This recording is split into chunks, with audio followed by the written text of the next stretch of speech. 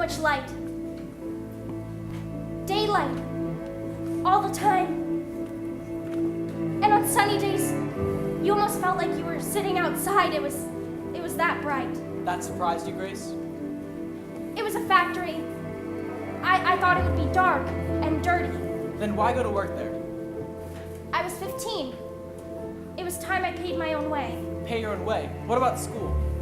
Oh, I didn't miss it much. The girls were all so nice and the work wasn't hard. Really, it wasn't like factory work, really.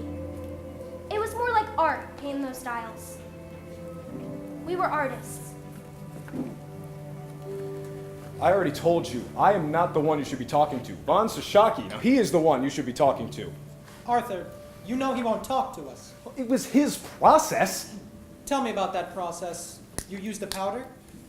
We used a powder, and the girls mixed it with the adhesive to make the paint. But that business with the brushes, that was not me. They were doing that before I started here. But you knew about it. We all knew about it. We just didn't realize what it meant. Irene? In here. Irene, what are you doing? Come here. Amelia's working inspection today. Is that bad? Not for us. She's gonna be sitting in this room all day, by herself, in the dark, checking dials. Poor Amelia. Poor thing. So we're gonna give her a little surprise. Boo! Like the Cheshire Cat. Won't that make her mad? Let her get mad. Let's have the fun. Well, I don't want to make her mad. Grace, you have to be that way about everything? What way?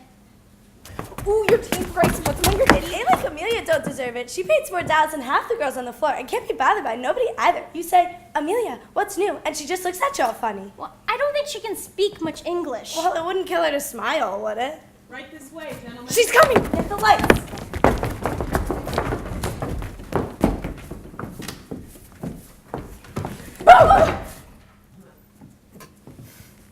Oops. Painting your faces? Have you gone off your minds? It was just a joke. Just a joke. A joke like that can lose a girl her job. Now, Miss McNeil. I'm sure that's not necessary. I don't tolerate no foolishness, Doctor. Yeah, very good. Foolishness we don't want. Do we? Mr. Reader, this is the inspection room. All the dials that are painted go here. And here are some of the girls who should on the floor be working. Girls, this is Mr. Reader, my new vice president, and your new plant manager. And to think I was just telling Mr. Reader what a fine bunch of girls we have working here. I'm sure now he must think I'm halfway out of my mind. Mr. Reader, perhaps you have some words for the girls? Mrs. McNeil? Well, girls, this paint you've been playing with, it's very expensive. You realize this? It takes several tons of ore to make a single gram of radium. That's a lot of work, hard work, for our boys in the extraction plant, but they do this work gladly. Do you understand why? Why they work so hard? What we are all working for. The war? That's right, the war. Your work saves lives, girls. Our boys in the field, they depend on them. To read them in the dark, no mistaking what they see. Otherwise, some of those boys won't be coming home. So if you choose to play around and not take the work seriously, well, then you'll be playing into the hands of the Kaiser. And we don't want that, do we? No, sir. So let's leave the tomfoolery to home and get back to work. Mr. Reader, I just wanted to say I'm sorry. I won't do nothing like that ever again. Well, dear, just keep this in mind. If you do right by us, we'll do right by you.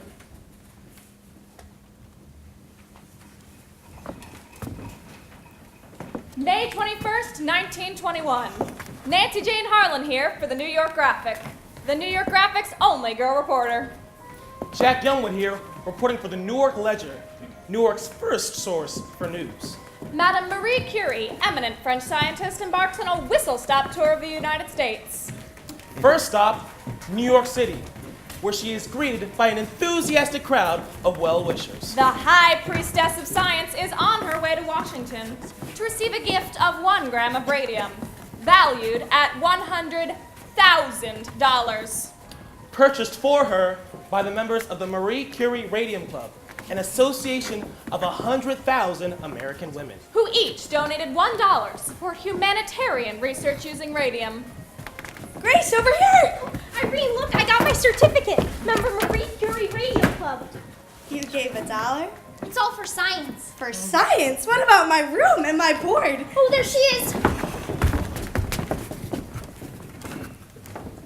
Welcome all. I must ask you, ladies and gentlemen of the press, to please limit your questions.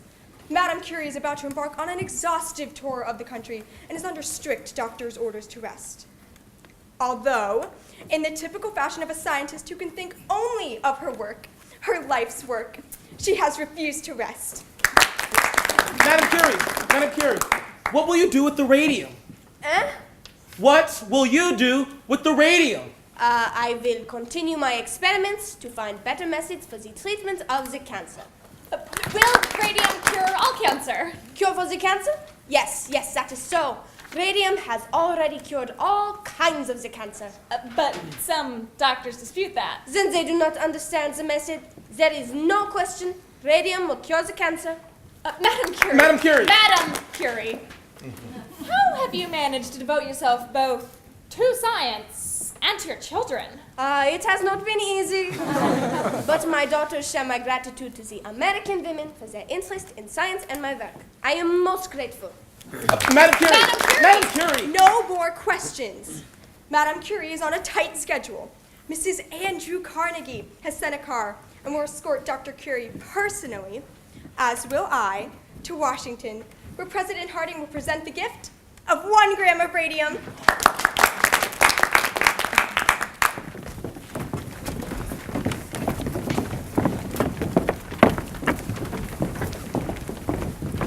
Hey, Charlie, did you see that?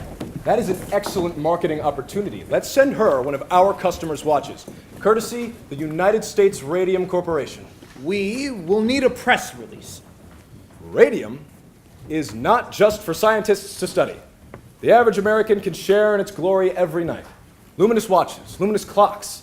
Anyone that dismisses these ideas as novelties, consider the advancements that have taken place over the last 50 years. The electric light, the telegram, The telephone the automobile, all inventions once dismissed as novelties, as toys. are now essential to the modern way of life. Got it. That ought to sell some watches. Well, watches, certainly, but that's not where the market is now, Charlie. You heard the lady. It's in the medical market. And Standard Chemical owns it. Only because Von Sashaki lets them have it. If we wanted, we could own half of their business. It's just a matter of positioning. Standard Chemical publishes its own journal. Sends it out monthly to 12,000 doctors. We could do something similar. Something scholarly that the doctors would respect. A bibliography with every article ever published on radium. But with capsule reports to save the doctors time, they could get the information, find it fast, And have us to thank for it. we'll send it to every doctor in the United States Radium Society. Every doctor in the American Medical Association. That's the spirit, Charlie. Advertising, it is the way of the future. It's not just the product anymore. It's the way you promote it.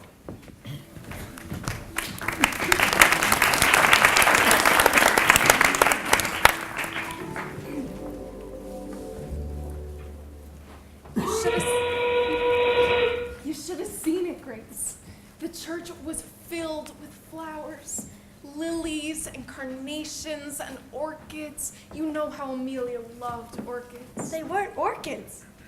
They were orchids, Irene. Flags. Orchids. I know an orchid when I see one. Purple orchids. Oh, that smell, Grace, that smell. It was like, what was it like? It was like Flowers. no, like heaven. I was gonna say it was like heaven. Like heaven. Catherine, it was just a funeral. You make it out like it was some Valentino picture. It wasn't just a funeral. It was Amelia's. It was beautiful. The church was like the botanical gardens, and the company sent a big spray of flowers too. Carnations. Mums. Yellow carnations. Those were mums. Well, it sounds like a nice service anyhow. Girls, the whistle's already gone. Now then, I have new instructions on this day. We're going back to the old way of pointing the brushes. We were losing too much paint on the cloth. Well, but Yes, Grace? Something you wish to say? Dr. Von Sashaki told me not to do that. He said it's unsanitary. Unsanitary. Well, I can't hardly believe he'd say such a thing. We've done this as long as I've been here. You must have misunderstood him. Yes, ma'am. And you're not to get new brushes until you've done with the old. And they gotta be so bad you can't get a point no more. You can't make quota like that. Well, you'll do your best then, since I have my instructions. I need a new brush. It's not for us to ask questions, girls. It's for us to do the work.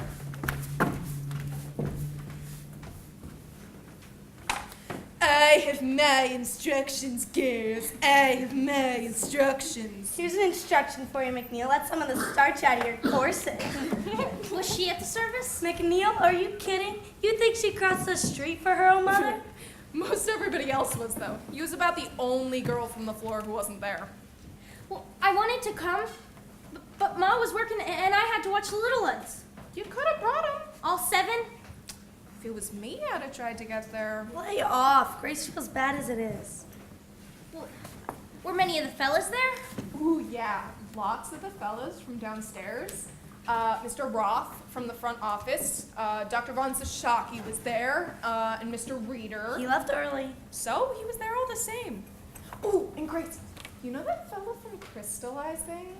What's his name? You know, the one with the red hair? Ooh, the tall fellow with freckles? The one who, like, snaps his fingers a lot. George! Jerry. I think it is George. Just Jerry, you know, Jerry Mallon, the one who's always talking to Amelia in the day room.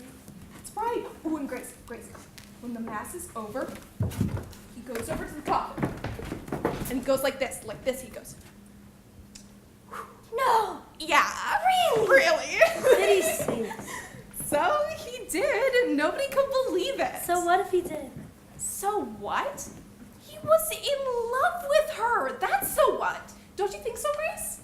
I guess he had to be if he did that. Can you imagine? Can you imagine? If he loved her, and he never told her, never could, like, bring himself to say, because she was so beautiful. And he was so shy. Oh, and now it's too late. It's too late. Their love is forever thwarted. He didn't tell her, and now we'll never get the chance, ever again. Poor Amelia. Poor Amelia. Yeah, poor kid. Her family took it awful bad, Grace. Albina, Kinta, everybody. Every one of them crying so hard. Even her father crying so bad. I never saw a man cry before, and not like that, just bawling like a baby. And you know why, too? Well, because their daughter had died. What she died from? Irene, don't go spreading stories. It's not a story. Albina told us. Ain't no reason Grace shouldn't know. No what? No what? Amelia? Ain't it awful? Albina said her father's fit to be tied to 6 girls at home, and ain't none of them ever going to a dance again. All because Amelia up and died from syphilis. Shh! I can't help it if it's what she died from. Well, you don't know that for sure. It was on the death certificate. Anemia and complications from syphilis. But Amelia was ever so nice. I guess she got around more than we knew. Maybe it's a mistake. Maybe the doctor got it wrong. Come on. He could have got it wrong. Doctors are wrong sometimes. That's true. Doctor was wrong about Aunt Ivy. What's Mama got to do with it? Irene, don't you remember? Up until the day she died, Doctor said Aunt Ivy will be fine. He said, just take a cup of tea, get a good night's rest, and 3 days later, we was taking her to Rosedale Cemetery. Girls, your attention please. The gentlemen are here to make an announcement. Thank you, Mrs. McGill. Now, girls, we're here to put a few rumors to rest. And to explain some changes, yeah? Yes. As some of you may have heard, Dr. Von Zashaki is planning on stepping down from his position, and he would like to take this opportunity To make this goodbye. And Mr. Reeder has kindly consented. Some of you I have known since you were little girls, coming here during the war, working so hard, day after day at the bench, 200, 300, some of you $500 a day. So excited to be part of our work here. Then this company, I start in my own kitchen, mixing up the paint. I knew I discovered something miraculous. Something to make life better, easier. And now, what do I read? More and more uses of the radium. More than I dreamed possible. Thank you, Doctor. Yes, thank you, Doctor. Now, girls, since the doctor is a very busy man, let's wish him luck on his new business ventures. And so, girls. And Mr. Reader, let us good luck wish to you also. To the plate he steps as your new company president. Our congratulations to you. Yes, thank you, Doctor. When Mr. Reader came to me 4 years ago, I saw in him a man of great enterprise. Thank you. And great ambition. Yes, thank you. Little did I guess the direction your ambition would take. But one of the things that makes this country so great is the opportunity it presents to a young man and his friends. And so, girls. And so, ladies, let us wish Mr. Reader the very best in the new direction he intends the company to take. New direction. There's a slowdown in dial painting. Now, Doctor. And business moving into the medical market. There's going to be some changes, yeah? What the doctor is referring to. Some of our larger customers are planning on setting up their own dial painting studios. Which means less work for our girls here. In the short run, things may be slower here, but the Waterbury Clock Company in Connecticut just needs help setting up its new studio. We were planning on making this announcement next week. I guess we'll make it now, Mrs. McNeil. Well, we'll be asking some of you girls to go on up there. The work is supervisory in nature, which means more pay. Did you have any girls in mind? Louise Conlon was one, Lena McCarthy, Sarah Deutsch, and Catherine Schaub. I have the entire list downstairs. I'll post it today. Fine. There you have it, girls. Since we are all on the clock, we will leave you to your work. Thank you, ladies. My best wishes to you. Let's back to work with you girls. Oh my God, you're gonna do it, Catherine? You're gonna take that job? I mean, would you, Grace? Would you go to Connecticut? I don't know. It's awful far from home. Tommy would have a fit. Oh, but don't you think it'd be fun, Grace? I think it'd be fun, Irene. Irene? Irene, honey, you all right? Yeah? Why wouldn't I be? Your mouth's bleeding.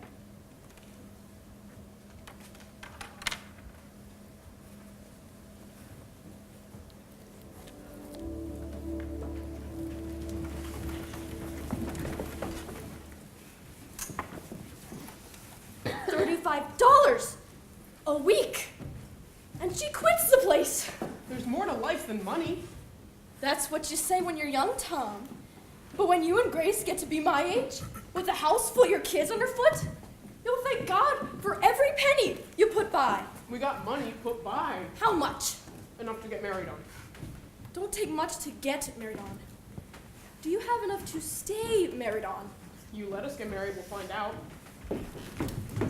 Are you still eating, Tommy? I'm born. Well, you're gonna get fat. Gotta keep up his strength. He works hard for his money. Don't start, Ma. I didn't say nothing. It's your father who hit the roof over it. He didn't hit the roof. You should have seen the man's face, Tom, when he found out Grace wasn't working no more. Most girls would give their eye teeth for a job like that. Easy money, good work, nice looking fellas around the plant. You didn't tell me about them, Grace. Wasn't that many of them. Hardly seemed worth the mention. Then she leaves it all behind for reasons unknown. I'm tired of it up there, she says. Are you tired of the paycheck? I says. Who needs a paycheck? She says. I got me a boyfriend to take me out Saturdays. She said that? Oh, you know I didn't. And for your information, I got a job. I start at the bank on Monday. Oh yeah, the bank. And what's its pay? Enough. Enough. Always enough. You know what that means, Tom? It don't come close to what it pays up at the radium plant. It's office work. Office work. Well, I guess that means we'll be spending more money on clothes then.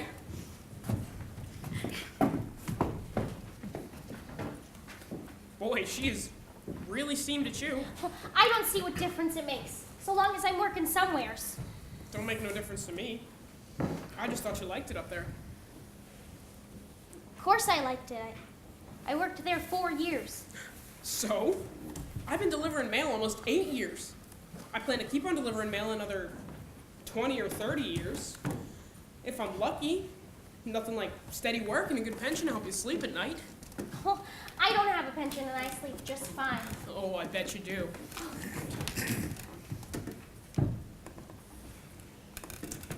So how come you quit, Grace? Lots of girls are quitting. Work is slow, and besides, since Irene left, work just isn't as much fun. And wouldn't you rather a girlfriend who works in a bank? Not as much as I'd like a wife who don't work anywhere. Close your eyes, I got a surprise. Yeah? You want me to pull the shades? Not that kind of a surprise. Close your eyes.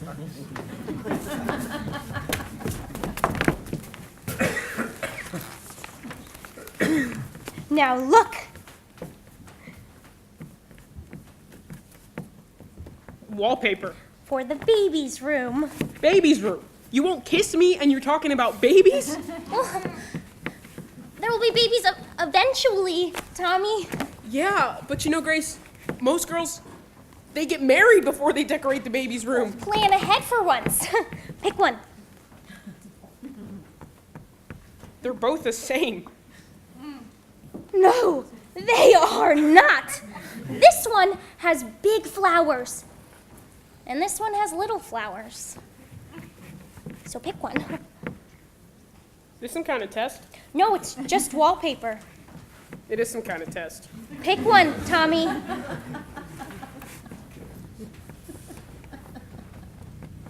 That one. Really? The other one then. Well, which one do you like, though? Both nice. Well, this one's pretty, don't you think? That one then. But I want you to like it, too. If you like it, I'll like it. Wallpaper is wallpaper. Oh, no, it is not. You gotta pick something you can stand to look at for 20 years. Same way you pick women? Oh, keep it up, smarty pants. You will never get that kiss. All right. This one. This one hands down. I like it, too. A nice neutral yellow goes with either a boy or a girl.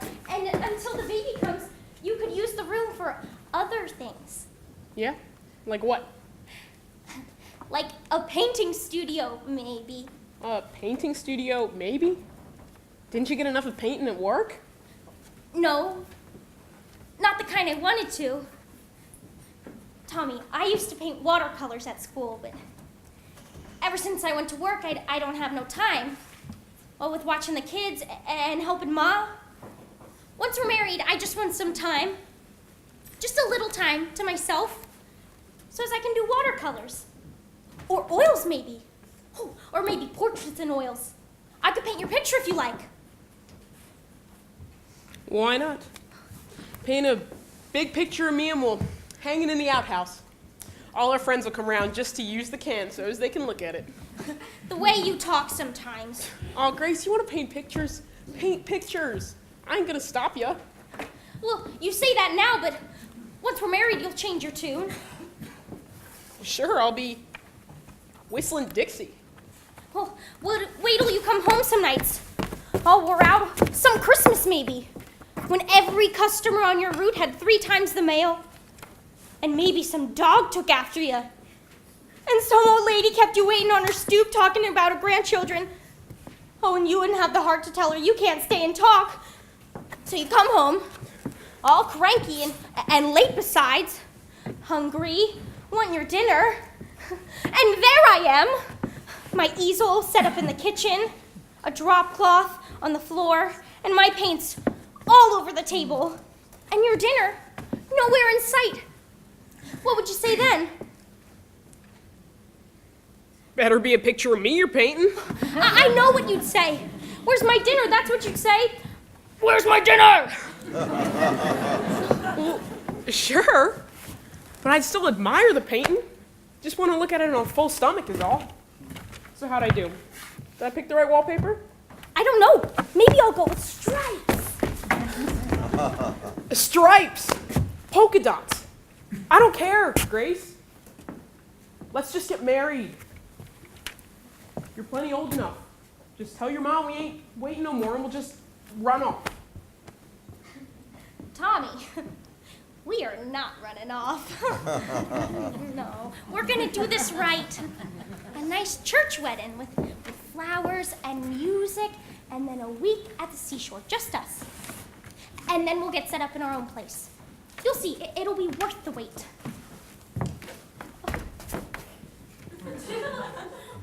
Your mouth hurt you? Yeah, the dentist wants to pull another tooth in the back. Well, what's a tooth?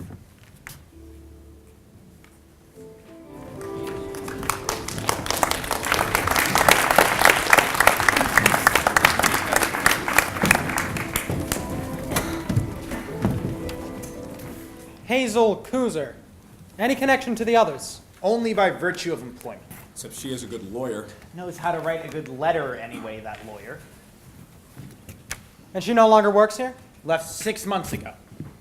This makes 4 now. 3. 4 if you count the Maja girl. I wouldn't include her. Why? She worked here. She also worked other places. Plus, what she died from, you can't get here. At least I don't think you can. That's not funny, Charlie. Besides, that's just idle talk. In my experience, there's usually something to the idle talk. Especially from girls like that. From a large family, wasn't she? Italians. The conditions they live in. 10, 12 people packed into 3 rooms. So wonder they don't all die from one infection or another. 3 then. And how many dead? Only Miss Maja, but I have yet to speak with her people. It's too late for them anyway. The statute of limitations is 2 years. But Miss Kuzer, that's another story. She is in a position to make some trouble now. In all the time I've worked here, nobody has so much as slipped on the floor. Now this?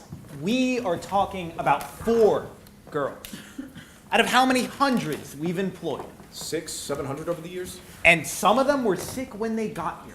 That one girl you hired was a complete cripple. She could hardly climb the stairs. Her father carried her up to the studio every morning. It made no difference to me how she got up the stairs. She was a fast worker and a very sweet little girl. She was in poor health. She needed the work. Arthur, Charlie. And not just for the money. To feel productive. To have a purpose. That's what work does, Charlie. It gives us a purpose. I see no reason why we should stop hiring girls like that.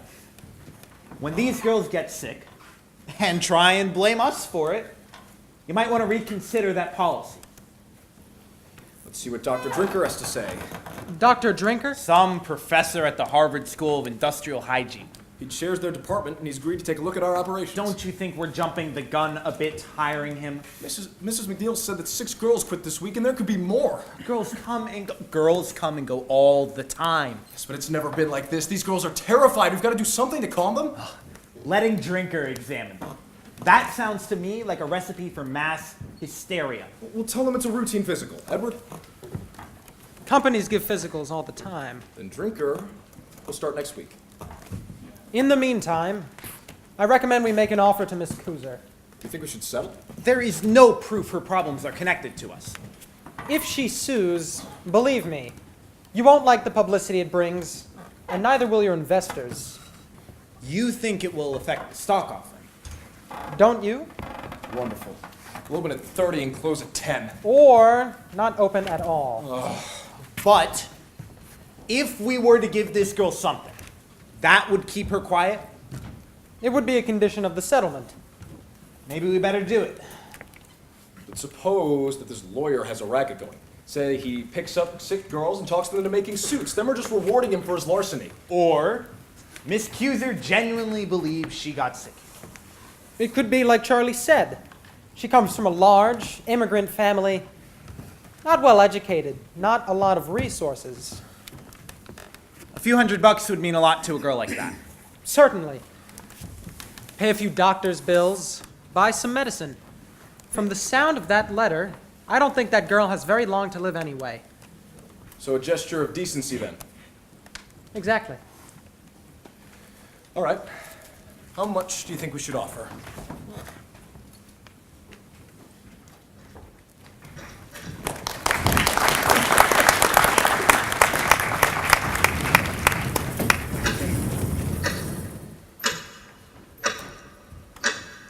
March 24th, 1924. Jack Youngwood here, reporting for the Newark Ledger. Nancy Jane Harlan for the New York Graphic, the Graphic's only girl reporter. Could radium water pose a cure for crippling arthritis? Scientific studies suggest a connection. Dateline, Orange, New Jersey. Radium water products offer a miracle cure for crippling arthritis. Some patients have reported a significant abatement in their symptoms. Mrs. Jeremy Michaels of the Bronx tells how radium water completely transformed her life. My pain got so bad I couldn't hardly bend over. While others reported only mild relief. This poor, brave woman could not even bend down to kiss her little ones goodnight. And I got 3. Let me tell you, they are a handful. Dr. Harrison Martland, Chief Medical Examiner for Essex County, commented on the study. Preliminary at best. Your recommendations, Dr. Martland. I advise further study. Further study. Then Mrs. Michaels tried Radithor. They said it would help with my rheumatism, so I drank a bottle a day for a month. Wasn't cheap, but I was desperate. The test sample is questionably small. Well, first off, it felt like I had been hit by a bolt of lightning. It was that powerful. Now I drink a bottle a week just to maintain my health. I hang the laundry and scrub the kitchen floor, same as I always done. Dr. William J.A. Bailey of Orange, inventor of Radithor, reports strong demand for his product. Dr. William Bailey announces that sales of Radithor exceed 100,000 cases worldwide. Radioactivity is one of the most remarkable agents in medical science. I drink Radithor for myself, and I can vouch for its power. A bottle a day? At $1 a bottle? Worth every penny. Yes, indeed. I myself was a picture of lethargy before I discovered the amazing, vitalizing qualities of radium water. Now look at me. I'm nearly 50 years old, but have the energy of a man in his 30s. You rather look like a man in his 30s. Well, thanks. A testament to the tonic's potency. Or the seller's creativity. Radithor, it's perpetual sunshine. And a perpetual money machine for its inventor. Is there no end to what science can do?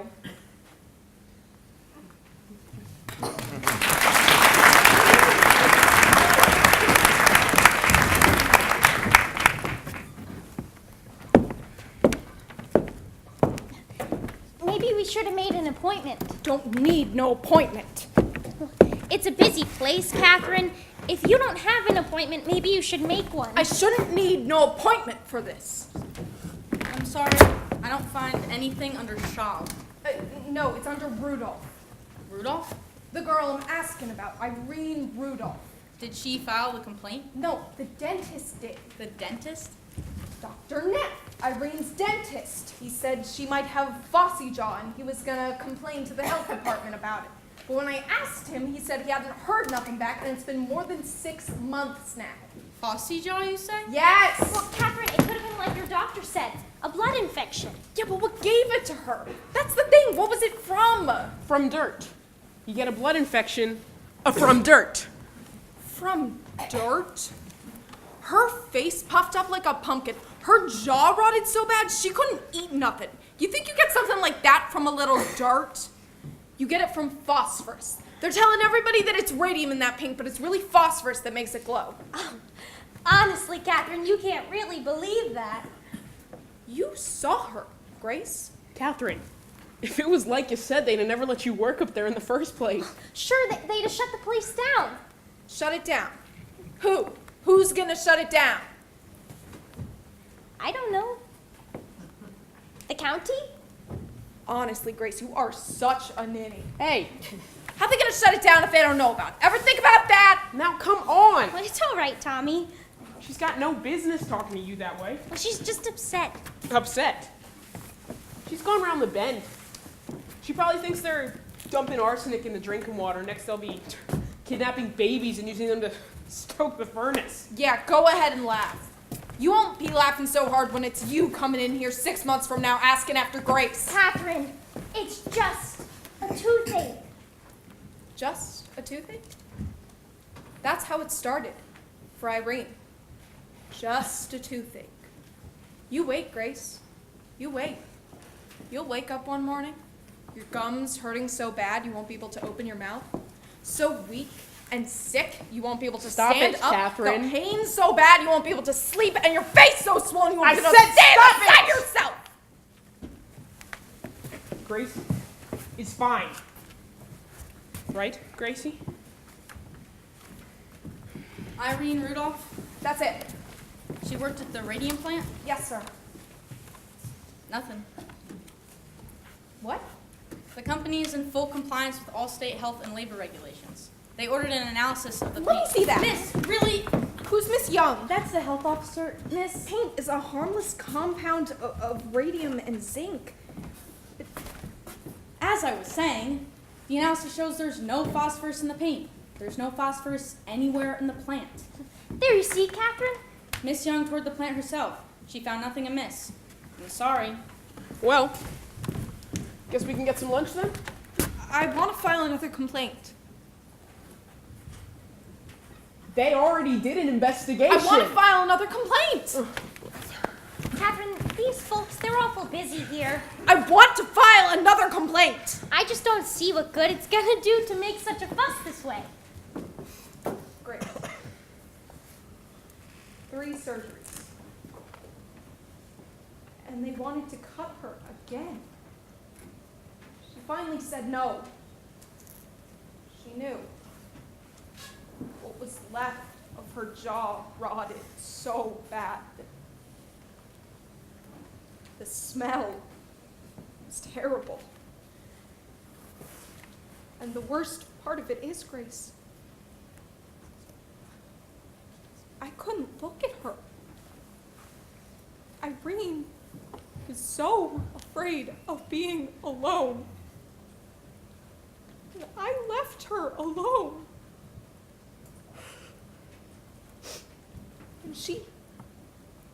When she died, it was the middle of the night. And no one was with her.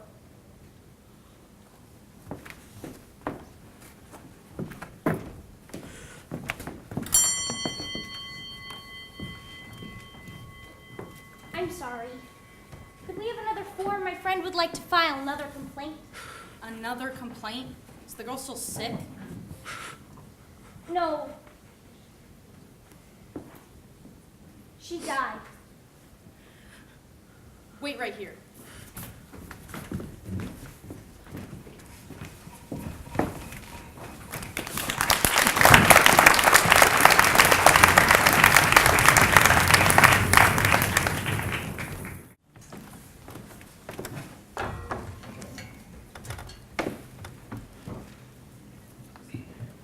Harriet?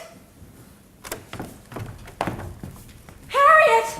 Harriet, you come down from that tree at once! I'm waiting for Papa. Fine. When he gets here, I'll send him up after you. There he is, Papa. Papa. Harriet!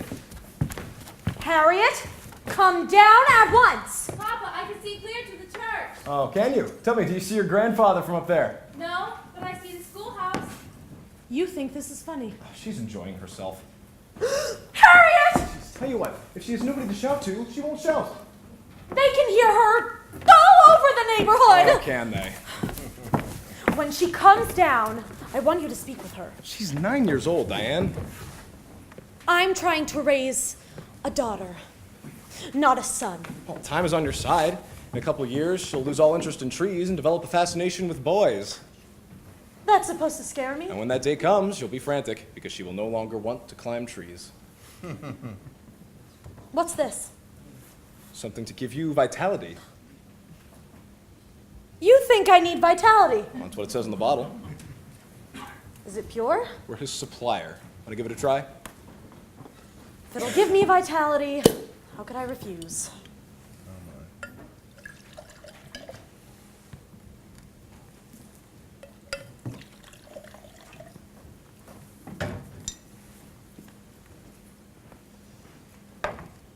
Your father came by to see me today. Another hard luck case. 4 children at home, all under the age of 6. And the wife has been diagnosed with, let's see, cancer. Yes? And the father has been laid off from the brickyard. Yes! Through no fault of his own. How did you know? Dad came by to see me the other day. It's never enough with him to have ordinary ambitions. You gotta have a mission in life. And you do. I have a business plan. You can't tell me you wouldn't help that man if you could. If I could, but I can't give him a job that doesn't exist. Well, what about Dan Lehman? Dan? Maybe he could use some help. In the laboratory? Dan needs a trained technician, not a bricklayer. Why don't you send him to Mrs. Middleton? Don't you women have a social club for things like this? You mean the Women's Club Civics Committee? Yes? Yes, the club takes an interest in such cases, but we're not an employment service either, which is why I thought maybe you could help him. Oh, you do love being married to the company president, don't you? It has its advantages. Don't you ever wish you could trade it in? Do you?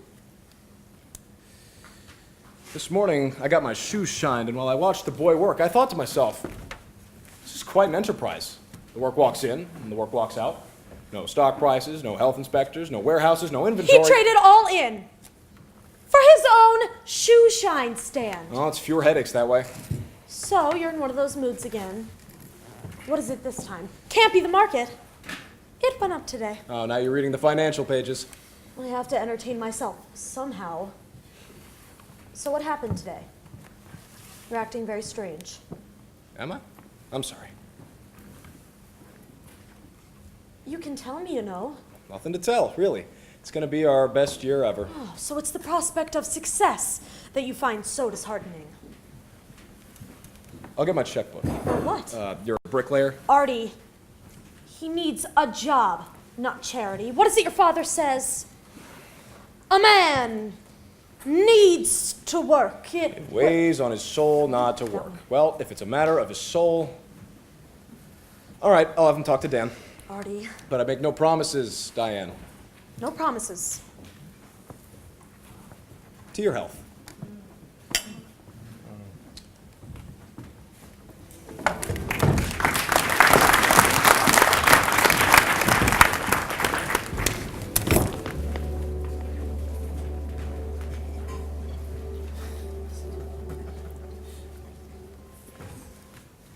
So, how long you had this drainage? A week or two. Heard something awful, Dr. Neff. Well, is anything else bothering you? My back hurts some too. You're back now? Have you seen your regular doctor? He says it's nerves. Nerves. About my wedding and all? Well, this ain't no case of nerves. I hope you told him that. What do you think? Well, I think you better schedule that surgery. Couldn't we put it off a little? Till after my wedding?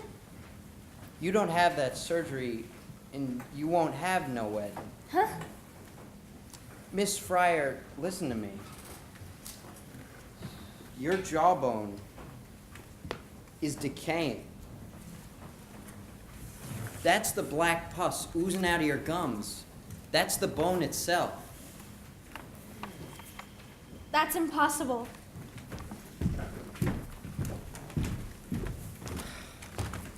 To Mr. Arthur Rader, U.S. Radium Corporation, from Dr. Cecil Drinker, Harvard University, encloses our report. Finally. We believe the trouble in your plan is due to the radium. Radium?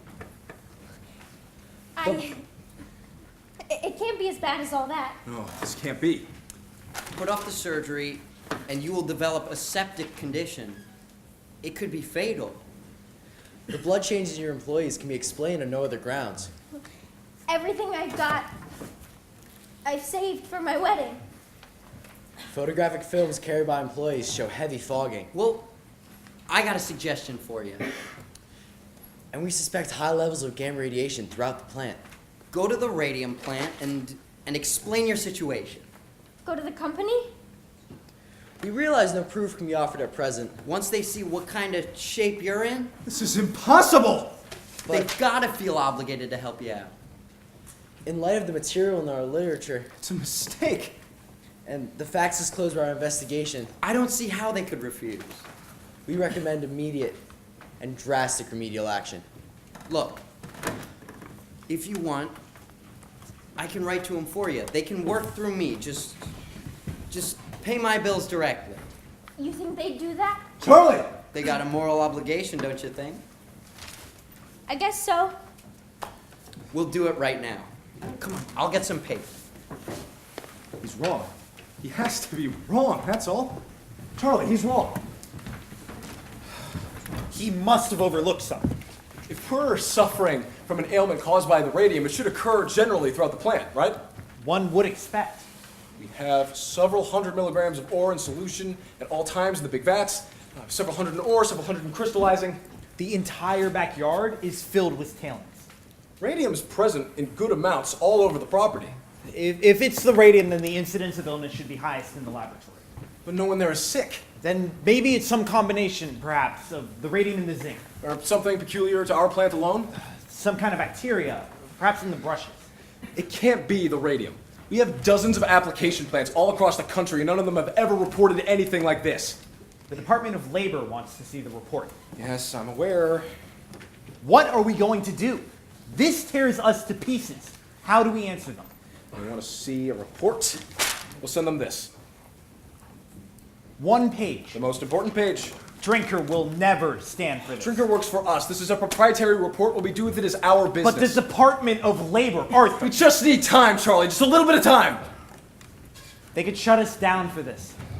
Scientists, government men, they don't understand what it takes to run a business. Von Sashaki used to think that advertising was a dirty word. He would laugh at the very idea of promotion. I can't tell you how many times I walked into that man's office and he turned a deaf ear to everything I ever told him.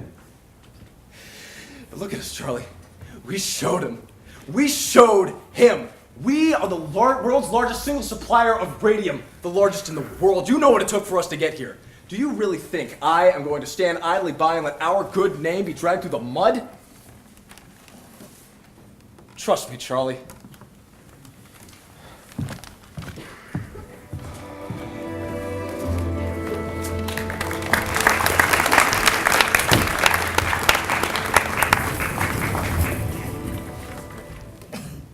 Dr. Flynn, it's awful nice of you to come all this way. Not at all, my dear. Not at all. Well, I told the surgeon you was coming over here, so he gave me the results of my blood work. Excellent.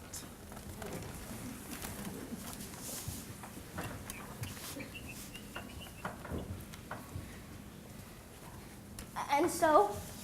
I must say, Miss Fryer, your blood looks better than mine. It does? That's what happens to an old man who smokes. Now, tell me what else is troubling you. My feet and back, mostly. I've had to wear a brace for a while now. So I see. And this happened before you left the company? Or after? After I left.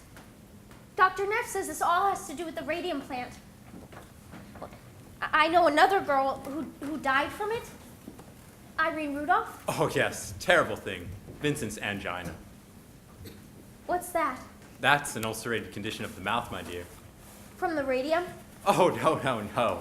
An unfortunate and rare result of poor dental care. So let this be a lesson to you. Always brush your teeth. Well, there was something else in the papers about other girls who got sick. One girl I worked with for a while.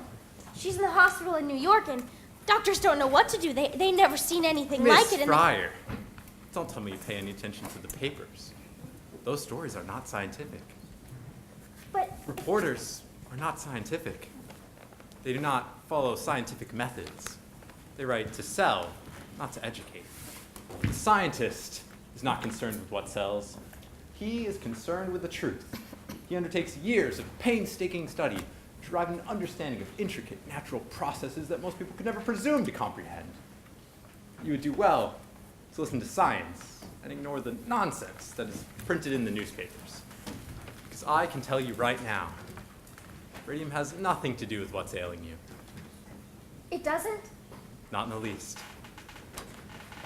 Then what is ailing me? Poor diet, Miss Fryer. Poor diet.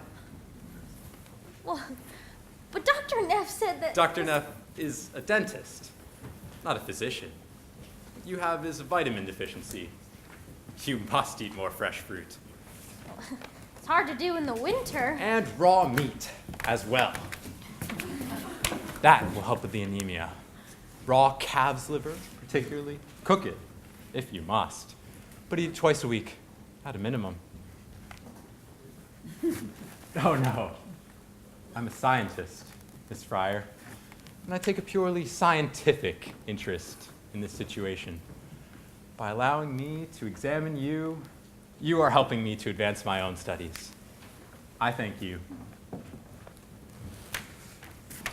Call me anytime, day or night. Okay, Dr. Flynn. Thanks. Happy to be of service, my dear.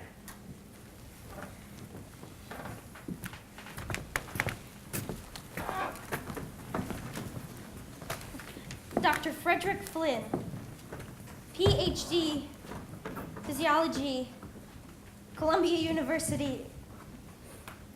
PhD, that's not a real doctor. My findings, Mr. Reader. He's seen half a dozen girls used to work at the plant. What I hear? He's working for the company. An objective evaluation, I trust. The source of my funding has no bearing on my research. And I let that fella examine me. I never examined her per se. It was not a medical examination per se. Well, nevertheless, you were able to offer her some useful medical advice, no? I did my best for her. Every girl he sees, it's the same thing. Nothing wrong with you. Your blood's better than mine, he says. And how are you doing on the rest of the report? The animal studies I conducted revealed no adverse effects from radium. The problem, as you suspected, is one of personal hygiene only. I can't believe someone would do that. Would straight out lie to you like that. Nothing surprises me. And it's just like you said, Catherine. These people will say anything. They'll do anything. Except the right thing. Well, we're gonna make them, Catherine. We're gonna make sure someone hears about this. I am most grateful, Dr. Flynn, but I am especially grateful to hear that the young girl you examined is doing so much better. Didn't examine her. No. Merely consulted with her. All the same, she's doing much better now, isn't that so? From what I could see, Mr. Reader, she appears to be on the road to recovery. Excellent. Here is my statement of fees and expenses. Mr. Lee will draw you a check.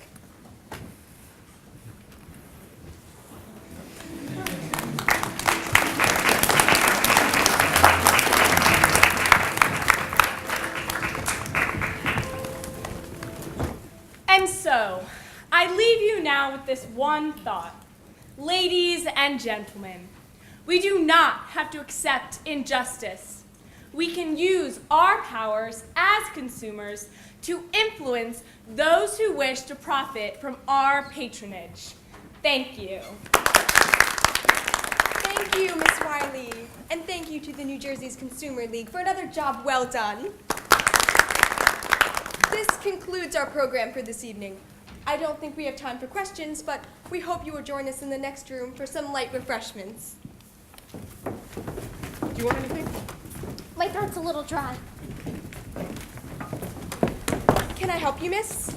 I'm here to see Miss Wiley. You're not a member of the Women's Club. No, ma'am. Are you a guest of a member?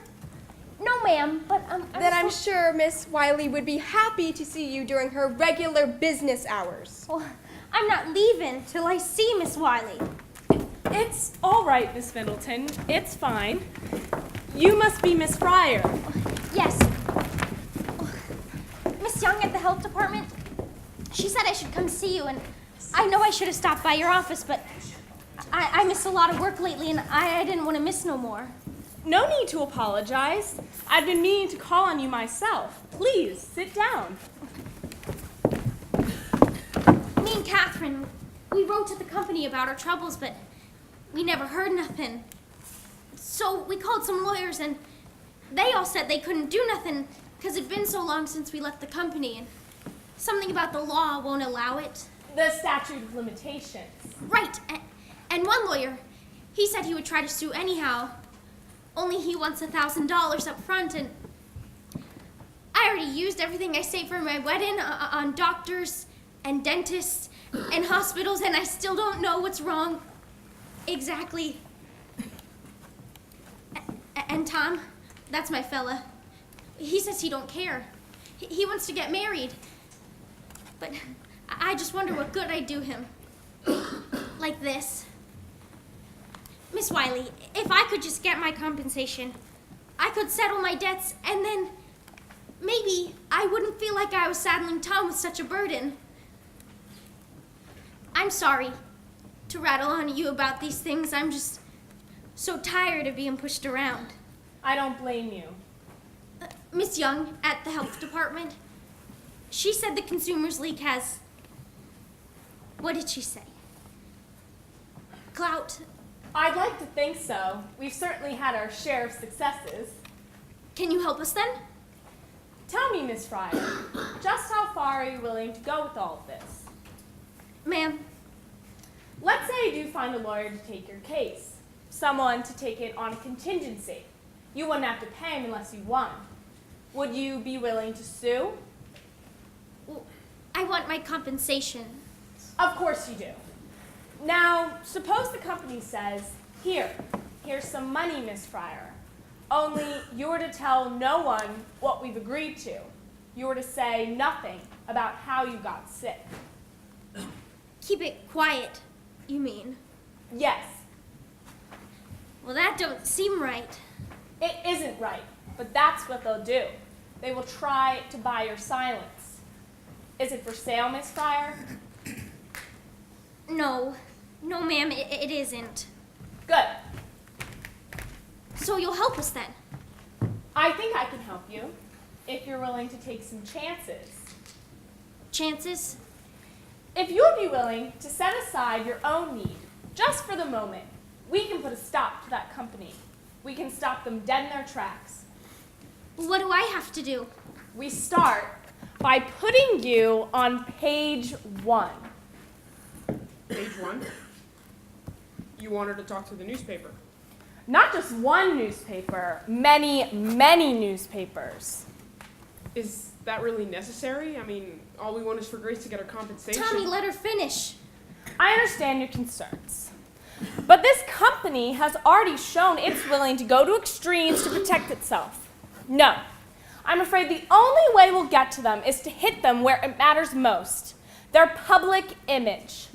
When every newspaper in America tells your story, how you were sorely treated, how you suffered, how the company denied all responsibility. Believe me, Miss Fryer, when that happens, Arthur Reeder will come to the table with his hat in his hands. All right, Miss Wiley. I know, it's a little frightening. It's all right. Right now, I'm more angry than I am scared. Good. You hang on to that anger, Miss Fryer. You're going to need it. Only make sure no one sees it. Ma'am. Public sympathy, Miss Fryer. That is our strongest weapon. And the public doesn't have much sympathy for an angry woman.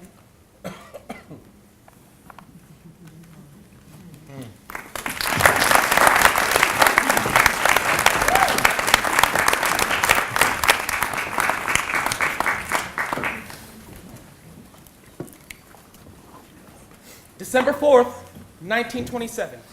Jack Youngwood here, reporting for the Newark Ledger. Nancy Jane Harlan for the New York Graphic. On the strange case of the Radium girls. Who claim they were poisoned at the hands of their employer. And now seek their day in court. $250,000. That is the price tag on their suffering. $250,000. You ask me, it's all a sham. What do you mean? Those girls are very sick. Sick of working, sure. Wow. You know, doctors say that the Radium girls have only a year to live.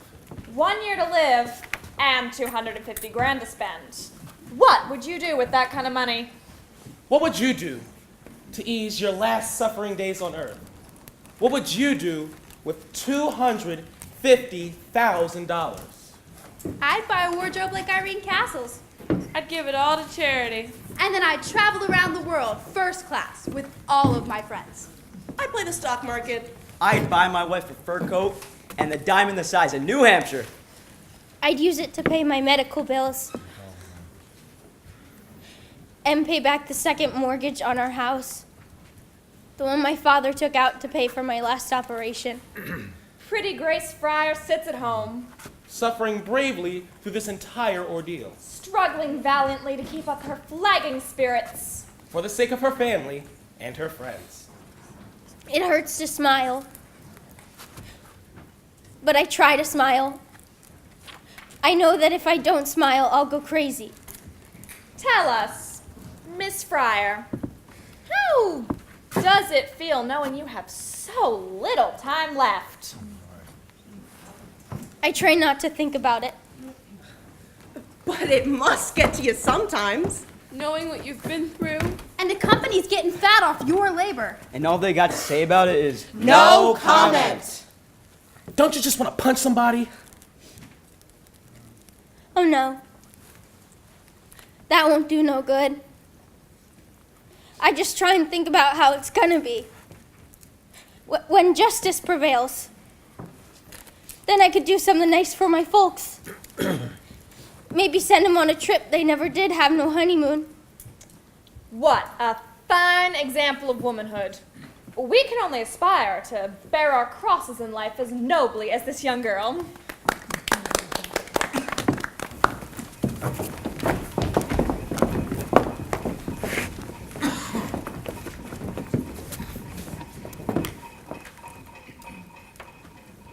Mr. Barry, I must object to this kind of histrionics. I had nothing to do with that, Mr. Markley. I've been in this game a long time, Mr. Barry. When I see a story like this move over the wires, I'm not so naive as to believe that a plaintiff's attorney had nothing to do with it. What's your proposal, Mr. Markley? $1,500 for each girl. $1,500? That's not even a year's wages. We think it's a very generous offer, considering your case won't survive the statute of limitations. This is a case in equity, sir. The Chancery Court will come to a different conclusion. The Chancery Court can't rewrite the law, and the law is clear. 2 years from the date of injury. Your clients are out of time. 2 years from the date the cause of injury is first discovered. Very creative. Very clever, Mr. Barry. I must admire your imagination. But you've a long way to go before you convince the judge. And in the meantime, Mr. Markley, the press will continue to take a great interest in this story and the company's complete indifference to its workers. No doubt that will prove to be good press for the Consumers League. And you accuse us of exploiting these girls. You're the one hiding behind the statute of limitations. Hiding, Miss Wiley? You know very well the law never anticipated a situation like this. These girls were dying years before anyone knew the cause. Before anyone knew? Does that include the U.S. Radium Corporation, Miss Wiley? When, or I should say if, this case goes to trial, I only hope that's your opening argument. You will have made our defense. I'll see you at the hearing. The arrogance of that man. Tell me again the importance of these articles, Miss Wiley. Public sympathy, Mr. Barry. That's the engine of reform. You are antagonizing the company. Then the strategy is working. And what about the girls? How does it help them to read in a dozen different newspapers? They have so little time to live. Mr. Barry, surely you can see. The U.S. Radium Corporation cares nothing about the girls it has poisoned. But the average housewife in Orange cares very deeply. And so do millions of other women across the country. These women shop. They buy watches. Markley can be as smug as he likes. But the Consumers League campaign can only lead to one outcome. And he knows it. That is why he is here today. I only hope you're right, Miss Wiley. Public sympathy, Mr. Barry. Wait and see.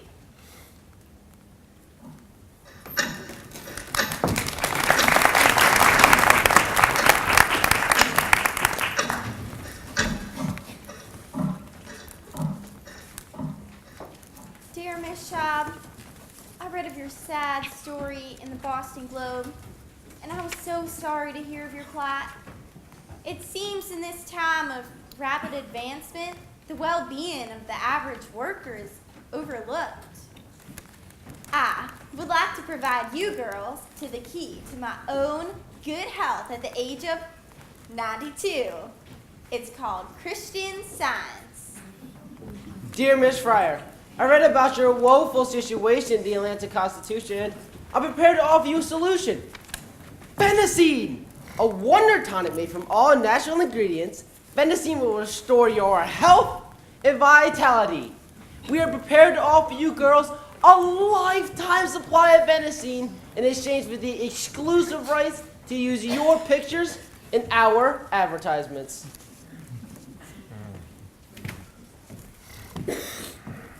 Dear girl, I read about you in the Billings Gazette. I run 100 head of cattle up here, and I do very well with myself. I've always longed for a companion, and I'm well equipped to offer you a comfortable home in your final hours. Don't you think a girl like you who suffered so much deserves a few fleeting hours of happiness? Sincerely, your admirer, Leonard F. Watkins. P.S. Enclose my picture.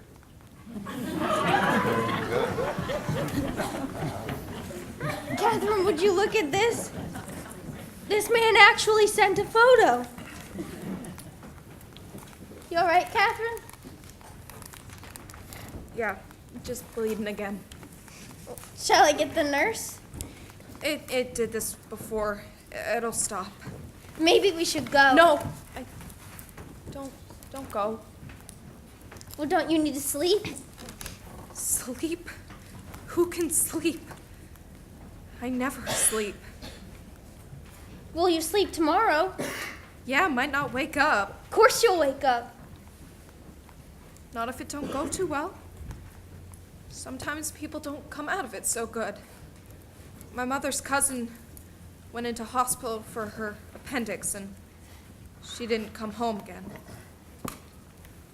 Well, you just can't think that way, that's all. Catherine, look at this mail. Miss Wiley said folks would be on our side, and she sure was right. Here's one from California. And what if we don't win? Of course we'll win. What if we don't? My father will lose his house. We'll be out on the street. You'll be on the street too, Grace. Your father must owe thousands. And you and Tom, you won't never get married. I mean, how can you stand it, Grace? Catherine, please. How can Tom stand it? Don't you ever wonder? I don't never hear him complain. Catherine. Once the judge hears our testimony, he's gonna rule for us. All they gotta do is take one look at us. It'll be over in a day. You think so? Well, sure. When they see what kind of shape we're in, we'd be awful hard to ignore, don't you think? That'll be something, won't it? Seeing Mr. Reader's face when we get on the stand. Now you want to read some more letters? They didn't have no vanilla, so I got some chocolate. Took you long enough. Don't you get on me. I had 6 people stop me on the way over here, all of them reporters, all of them asking after you. Ooh, waiting on me to die. No one's waiting for you to die. No, it's true. One of them called my mother asking if I had died. When she said no, he actually sounded disappointed. Try and eat a little of this. You'll feel better. Evening, girls. How about a picture? For the love of Mike, what are you doing? We need some pictures for the graphics exclusive on the girls. Exclusive? What are you talking about? $5,000, that's what. What do you think, Grace? That sound good to you? Think you could use $5,000? I don't understand. Perhaps you're familiar with Bernard McFadden? Ooh, that faith healer? Herbalist. Mr. Creeder Herbalist. Bernard McFadden's patented herbal therapy is just the thing that's needed to get these girls back on their feet again. And the graphic will pay for it. All we ask is the exclusive rights to their story from here on in. See for yourself. You want to pay us to see Bernard McFadden? Easy money, huh? Let me see. They're serious, Grace. The graphic always does business on the up and up. I don't know. Grace, what does your father own the house? I don't know exactly. And that last hospital bill, that was a couple hundred at least. At least. Maybe we should think about this. All we have to do is talk to this herbalist fella. We would have to get our money's worth, a regular series of articles with pictures showing the course of your treatment, your illness, recovery, or otherwise, depending on how it goes. And then you print whatever you want. Maybe we add color. Everybody adds color. It don't sound so bad. Maybe we should talk to Miss Wiley about it. Miss Wiley, what's it to her? You're the ones with bills to pay. Wouldn't be right to do something like this without talking to Miss Wiley. You're a big girl, aren't you, Grace? Can't you make your own decisions? Of course I can make my own decisions. You'd take it if it came from the company. Well, the company owes us a lot more than that. If you ever see it. Grace, maybe we should do it. You're gonna talk to them reporters anyhow. Why not get something out of it? He's right, you know. Why give your story away when people are crazy to read it? Believe me, you girls could cash in big. That day we ran that feature about you, bang! Sold out every copy at every newsstand. Everybody can sympathize with the plight of some poor, sick girl facing certain death with no hope of fulfillment in motherhood. I'd like you to go now. My friend is very tired and she needs her rest. Grace, at least think about it. Sure, I understand, think it over, you're worried what people will say, but you've got to look out for your own interests here. There's no reason you shouldn't get something out of all of this. Look out for number one, that's the pay. Everybody else is out to get what they can for sure. Why, sit back and keep your nose clean when everybody else is up to their elbows in it.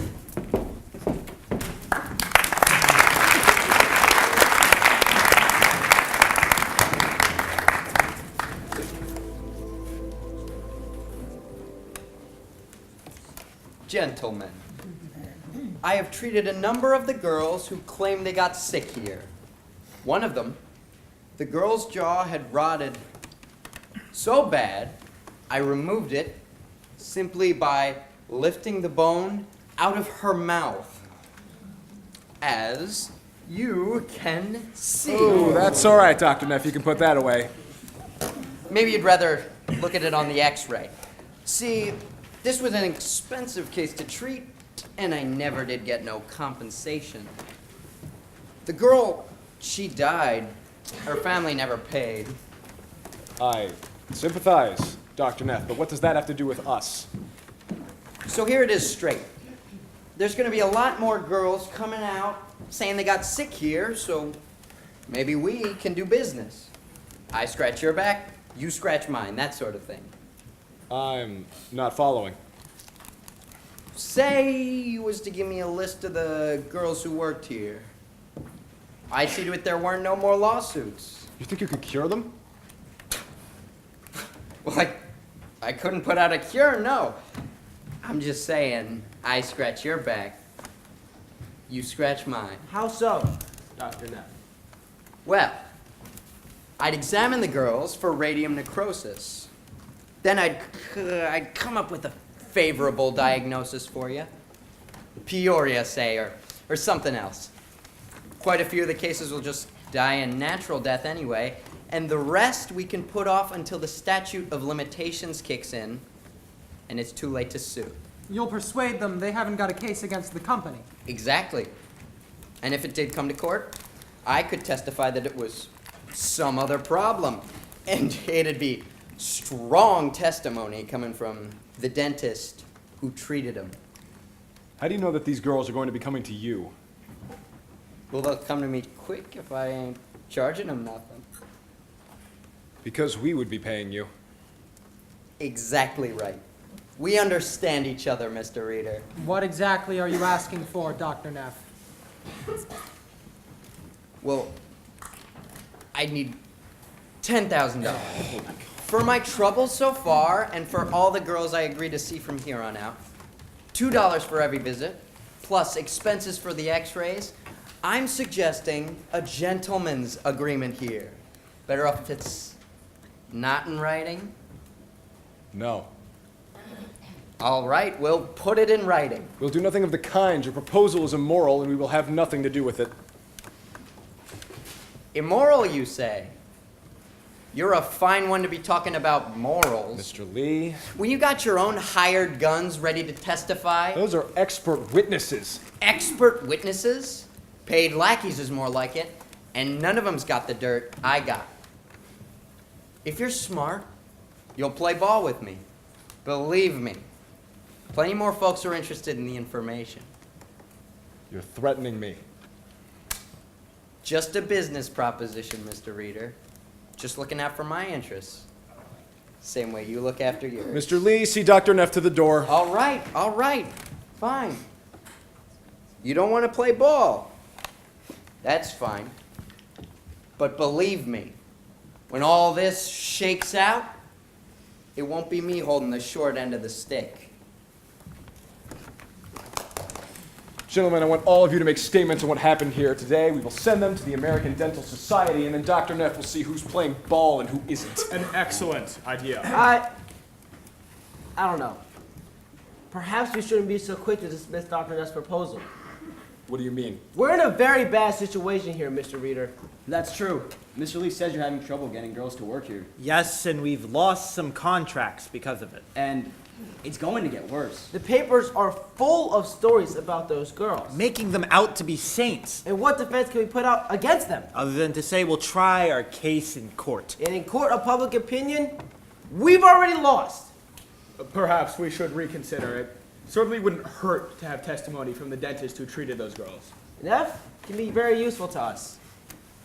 We should retain him. Retain him? As what, an extortionist? As an expert. Like Dr. Flynn. Dr. Flynn was a respected professor from Columbia University. Neff is just a neighborhood dentist. But Dr. Flynn treated some of the girls, didn't he? He didn't treat them. He just consulted with them. He dispensed medical advice, Arthur. It was an expert's opinion, a professional opinion.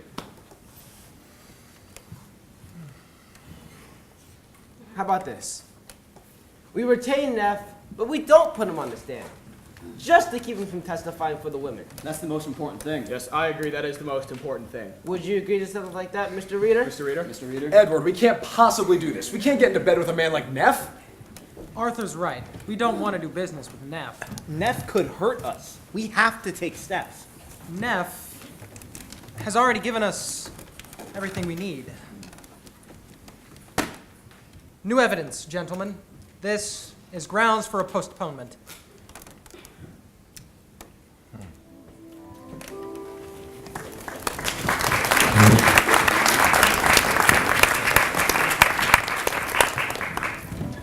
Three months. 3 months studying x-ray. It's outrageous. And the girls. Did you see the girls? Their eyes were like saucers looking at me. Terrified. Mr. Barry. How are they going to hold out 3 more months? Catherine Schaub could barely make it into the courtroom today. And Grace? She was trying so hard not to cry. And of course I had all the answers. Go home, girls. Get some rest. That's the best I can do. Get some rest. You're doing wonderfully, Mr. Barry. It's a difficult case. I don't understand people like Markley. And Reader? How can you play this kind of game with those poor girls sitting right there? Maybe this will help. I received a letter. You'd think the company would be eager to take care of this. With the kind of publicity this has gotten, but Markley seems to enjoy the sport of it. What he can get away with, it's cold. Very cold. Mr. Barry. What's this? It's from Catherine Drinker. Mrs. Cecil Drinker of Harvard. She's an industrial hygienist also. She worked with Dr. Drinker on his study of the radium plant. It was a joint effort, actually. That's very interesting, Miss Wiley. But we've already seen that document. There's nothing in it to help us. You've only seen part of it, Mr. Barry. Please, this is a complete report. I received it this morning. Mrs. Drinker has been following our story very closely in the newspapers, and she was particularly disturbed to read that last article in the Ledger, the one where Mr. Lee says her study clears the company. He doctored the report. Reader doctored the report. Apparently, he pulled one page listing the blood conditions of a dozen different employees and passed it off as the whole thing. Doesn't look so bad by itself, but in context, it's a somewhat different picture. We can use this. Yes, that should impress the judge. The judge? Miss Wiley, I am not going to wait 3 months to make use of this. I want you to call that contact you have at the New York World. If Reed don't let us present our evidence in the courtroom, he can read about it in the newspaper.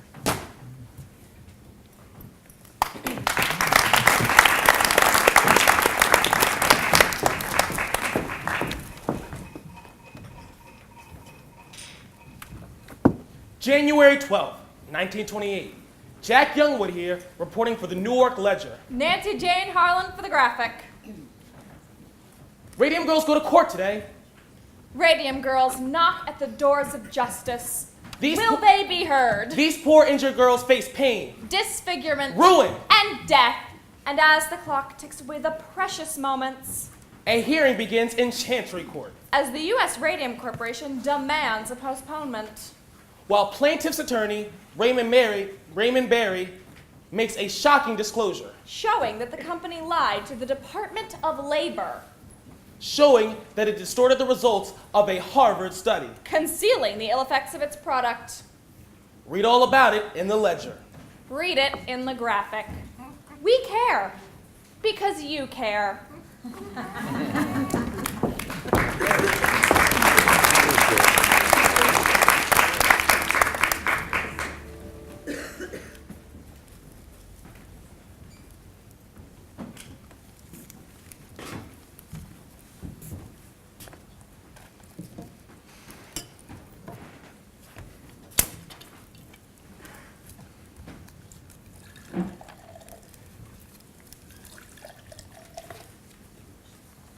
Very bad. You didn't read it. I make a point not to these days. Well, the other people would do the same. Mrs. Mitchell from across the street, she walked right past me this morning. Didn't say a word to me. I know she saw me. And the women at the market and the greengrocer, the way they glance at each other. And Mrs. Middleton and the other ladies. The whispers. Why don't you put that away? I saw you reading the journal. At the club today, someone actually had the nerve to say to me, "Is it true? Is it true?" She said, "Did your husband really poison those women?" And I said, "Mrs. Cowles, if you think it is true, then why would you speak to me at all?" I certainly wouldn't associate with a woman whose husband does such things. Then why would you go there then if that's the way people are? I've been a member there for years. What do you want me to say, Diane? I knew we were poisoning people, but we didn't want to stop because we were making too much money? Is that what you want me to say? I certainly don't want you to say such a thing. What, even if it were true? Or especially if it were true? Is it true? Is that what you think? What would you like me to think? Oh, for God's sake, Diane, don't you see what's going on? It's Von Sashaki. He's jealous of our success. He's feeding information to the Consumers League so they can Why would railroad the us. Consumers Bunch League- of what- do-gooding women. Half of them are Reds, probably. Socialists. Same thing with that club you belong to. What? All you women think you can go around Oh, I and solve cannot all the listen to world's this. I'm problems while your sorry. husbands go out and make a living. You're going to quit that club. Quit the club? And stop talking to that idiot, Mrs. Middleton. You're not She doesn't know making anything. any Mrs. sense. Women don't know anything. You don't know anything.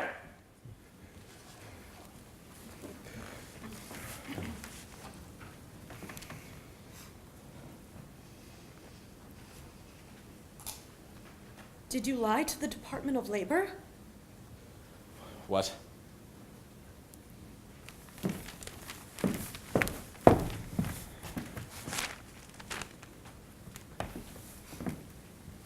Did you lie? I didn't lie. I just didn't agree with Dr. Drinker's results. Arthur? I have a fiduciary duty to the company. I can't listen to this. Diane, I have documents. I have articles. People with tumors the size of baseballs. With radium therapy, the tumors disappear. Diane! I'm tired. I'm going upstairs. We save lives. We make lives better. Mild radium therapy invigorates. You can't possibly think I'd set out to poison people, can you? No. Then? 13 girls have died. Oh, people die every day. I see it all the time in the death notices. Men, women, infants, children younger than Harriet die every day. But they worked for you! Well, they also worked other places. I have a report from an expert in industrial hygiene, just like Drinker, who says there is no connection between our plan and these illnesses. Would you like to see the report? Then what? What could the cause be? I don't know, Diane. I really don't know. I've done everything I could to figure it out, and nobody knows. Please say you believe me, Diane. If you don't, then there's no point to anything.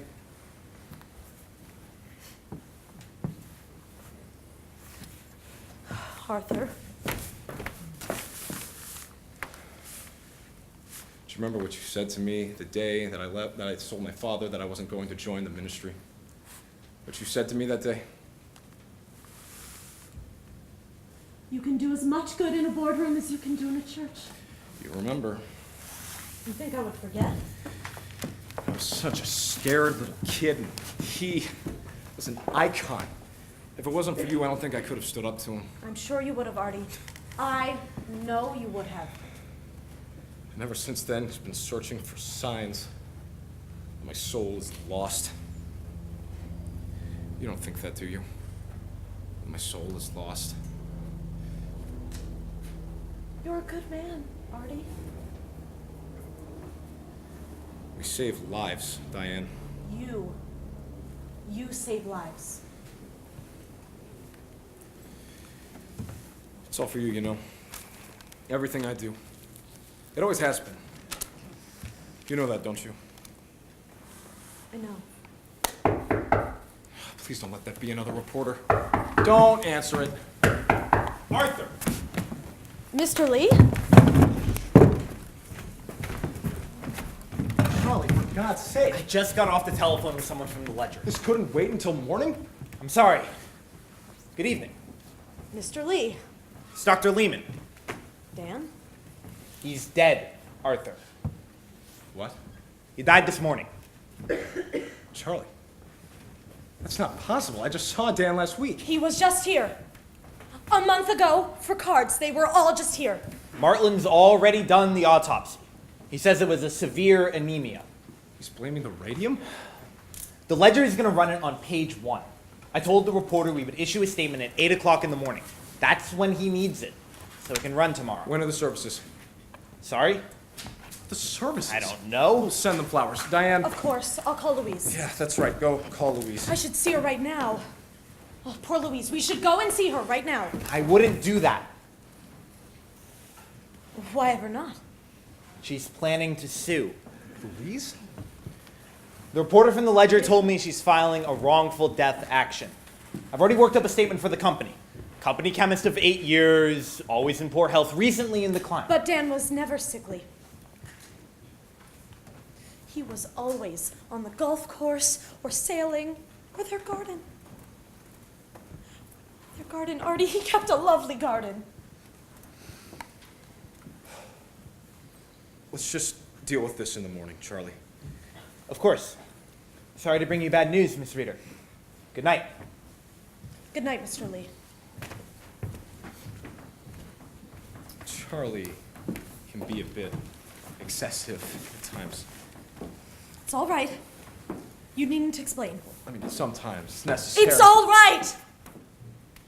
You needn't explain. We're going to throw this away now.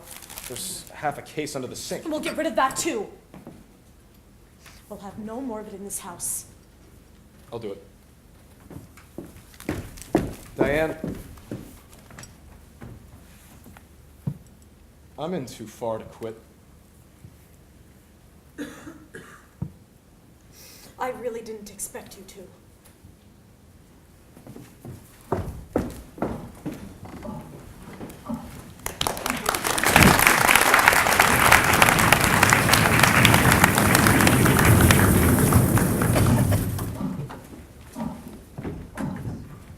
February 21st, 1928. To Mr. Raymond Berry. From Dr. Harrison Martland. medical examiner, Essex County. We've examined the remains of the deceased Amelia Maja. Our study has revealed the following. Radioactive substances have been found in large quantities in the lower jaw, upper jaw, and lumbar vertebrae. No evidence of syphilis was found. Body is radioactive. Bones of dead girl kick off gamma rays. Catherine Wiley of Consumers League declares new evidence shows company lied. Dr. Joseph Neff, a New York dentist who treated Amelia, has turned over portions of the jawbone that he removed from her mouth. This X-ray film shows the jawbone is still radioactive 5 years after the girl died. Will this make your case? Will this force a settlement? Make our case? No. This gentleman will make our case. Last night, in a graphic exclusive, the founder of the U.S. Radium Corporation broke his long silence with this shocking announcement. Radium is one of the most dangerous substances known to man. Dr. Von Sashaki, is it true you assisted with the autopsy? Yeah, and given my expertise in radium extraction, I was able to determine that Miss Maja absorbed enough radium to kill 10 people.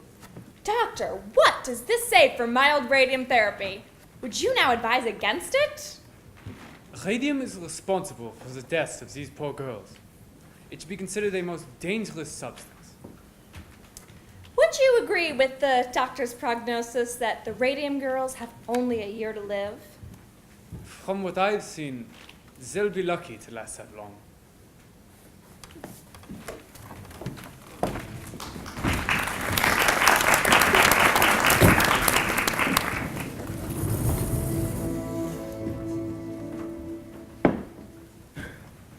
I'll tell you what we should have done.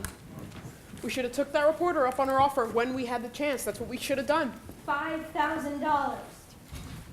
Don't make me laugh. And we should have talked her up too. Because I'll tell you what, they'd have paid. And I'll tell you what else we should have done. Stop telling me what we should have done. Lots of things we should have done.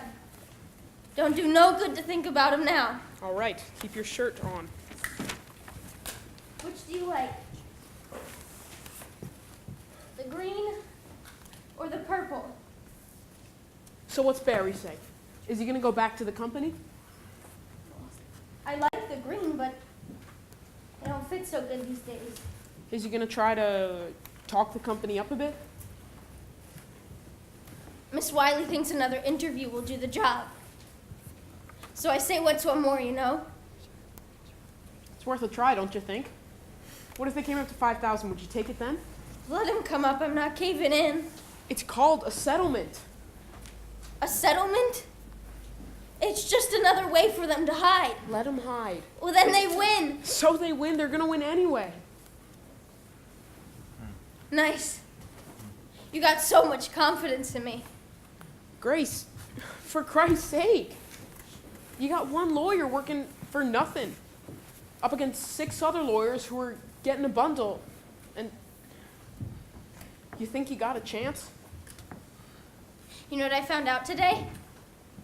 They put lead screens in the laboratory for the technicians. Did they give us lead screens? Oh, Jesus. What do you think, 100 girls in a room and they're going to spend that kind of money on us? Grace. And they want to keep it all quiet. What are we doing here, Grace? And Miss Wiley says they're going to close down here and move across the river to New York and open a new place like nothing What ever are we happened. doing here? I thought the idea was you get some money to settle your debts, get a better doctor, and we'd get on with things. Get on with things? You're still wearing my ring. Oh. Tommy. Grace, there's a house for sale in my brother's neighborhood. It's 2 rooms up, 2 rooms down. It's not much, but it's a start. You'll like it. It's already got flowered wallpaper. And best of all, it's only 3 blocks from the school. The school? What do we need with the school? Plan ahead for once. What do you think's gonna happen when all of this is over? Do you think everything will just go back to the way it was before? Why wouldn't it? I gotta see the surgeon again. Uh-huh. I got some fluid and he's gonna drain it. Okay. And then he says there will be more. So we deal with it when it comes. And then more, and still more, and then more! How can you talk about getting married and buying houses when you know that there's nothing? Grace, I can't think about that. I just want for us to be together now. I want to come home to you at night. My wife, my home. I'm too old to be living this in-between life. I promise, Grace, I'll do whatever it takes to make it easy for you.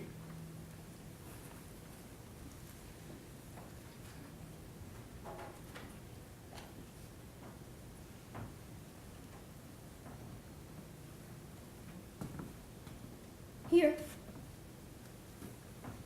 Grace, come on. I should have given it back to you a long time ago. I don't want it. Tommy, please. Are you gonna make me say it? You just need to get some rest. That's all. You're not getting enough sleep. Tommy. I'll be back to see you tomorrow. No, Tommy. You get some rest. Tommy! Tommy, don't you do this to me! Tommy!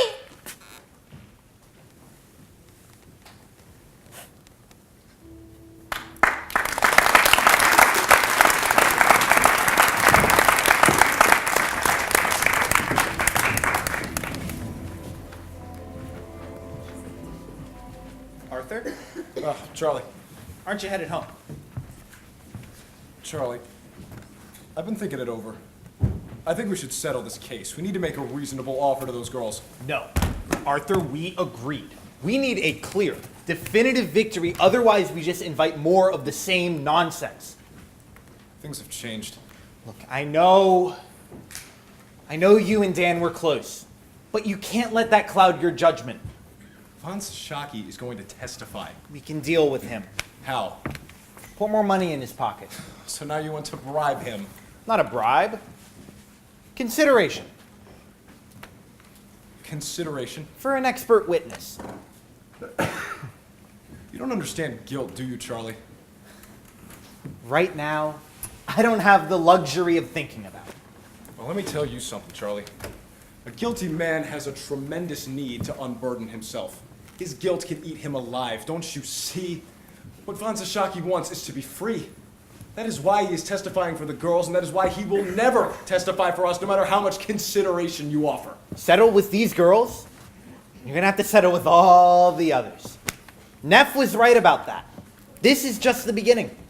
I want you to tell Markley to get in touch with Barry, see if they can come up with a number that those girls can accept. For God's sake, Arthur, what are you trying to do to me? Do you want to wipe me out? We've got to get this off the table. Every penny I have put by in the last 7 years, I have sunk into this company. Do you want to know why?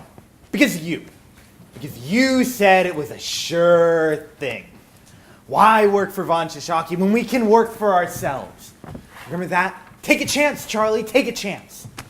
Charlie, we were fooled. Von Shishaki fooled us all. The only thing we can do now is try to clean it up as best we can. Do this, and it's the end. You're stepping down, Charlie? Not me. Well, don't you know?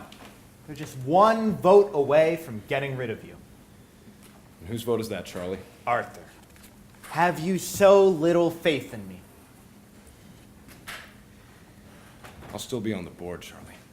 You don't have enough votes to get me off the board. And still on the hook if the company goes under. Think about that the next time your conscience starts to bother you.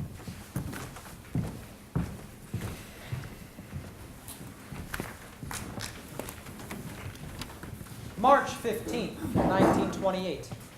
To Raymond Barry, attorney at law. From Edward Markley, counsel, U.S. Radium. One of our expert witnesses has encountered a serious scheduling conflict, which makes it impossible for him to testify in April. We have therefore requested an extension until June. As for your request for a settlement, every case involves some humanitarian aspect. Therefore, I am afraid that cannot be the basis for settling this one. But I have no doubt you will be rewarded for the good work you are doing. If not in this world, then in the next.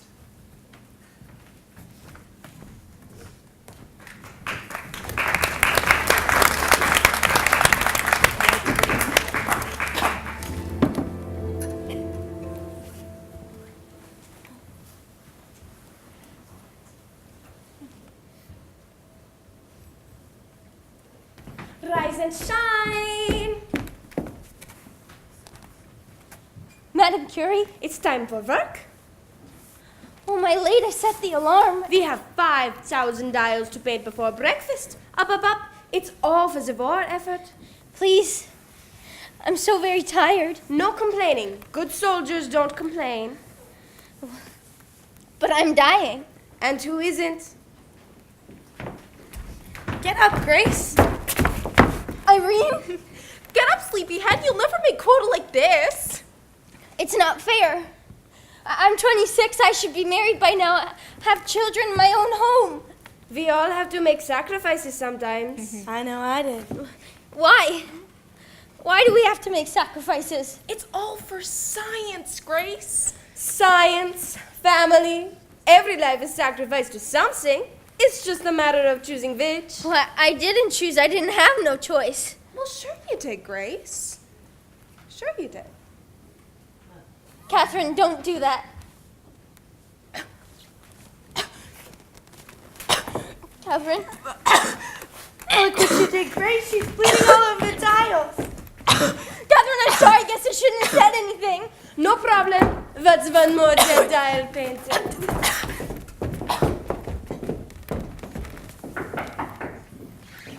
Huh? Grace. Mama? Grace. Mr. Markley will be here any minute. Mr. Markley? Yes, he's bringing the papers for you to sign. Did you fall asleep? Has Miss Wiley been by? Miss Wiley? About Catherine, she said she might stop by. Has she been by? She might have. Don't you know? Someone came to the door a little while ago. I think your brother may have answered it. Look, Grace, you gotta get ready. They took Catherine back to the hospital last night. I know, dear. I know. After you talk to Mr. Markley, we'll go over there and see how she is. I dreamt she died. Grace, don't speak such things. If she dies, it's over. We're 3 months behind on the mortgage. I know that. Can't let this go on. $1,500. Not even a year's wages. Well, it's better than nothing, ain't it? Is that all I'm worth? Better than nothing? Of course not, sweetheart. But we've got to be realistic. At the rate things are going, you'll never get inside that courtroom. And even if you do, you can't prove nothing. Mr. Barry thinks we can. Mr. Barry ain't paying the bills. There's the doctor, the bank, and the coal man. We can't expect folks to treat us like charity just because you're sick. I'm not asking for charity, Ma. I just want what's owed to me. Grace, I know it feels like you're letting Catherine down, but if she decided to take the company's offer, would you hold it against her? No, you wouldn't. Now we'll take that check and pay the bills, and whatever's left, you and Tommy can have a little something to get you started. There's nothing to start, Ma. Why you gotta be so hard on Tommy? Ma, please don't. Can't you see? You just can't face the thought of even not being with us? I have to face it. Why can't he? Do something with the hair, Grace.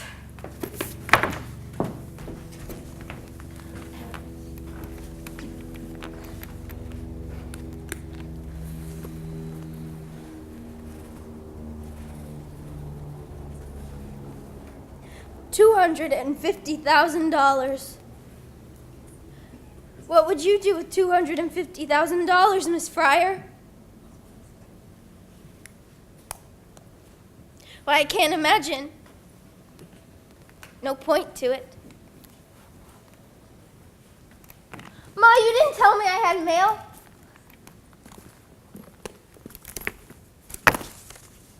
New Mexico. They just keep writing.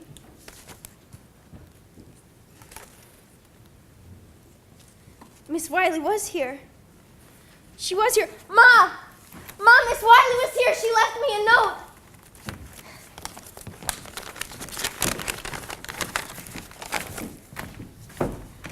Miss Fryer, Edward Markley. Ma said you brought papers. Yes. The terms spelled out as we explained in our first letter. $1,500 to you. I've got a check right here. All we need is your signature.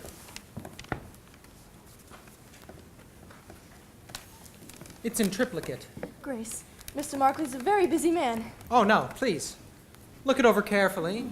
If you'd prefer, I can leave it here and come back tomorrow. No. We'll do this now.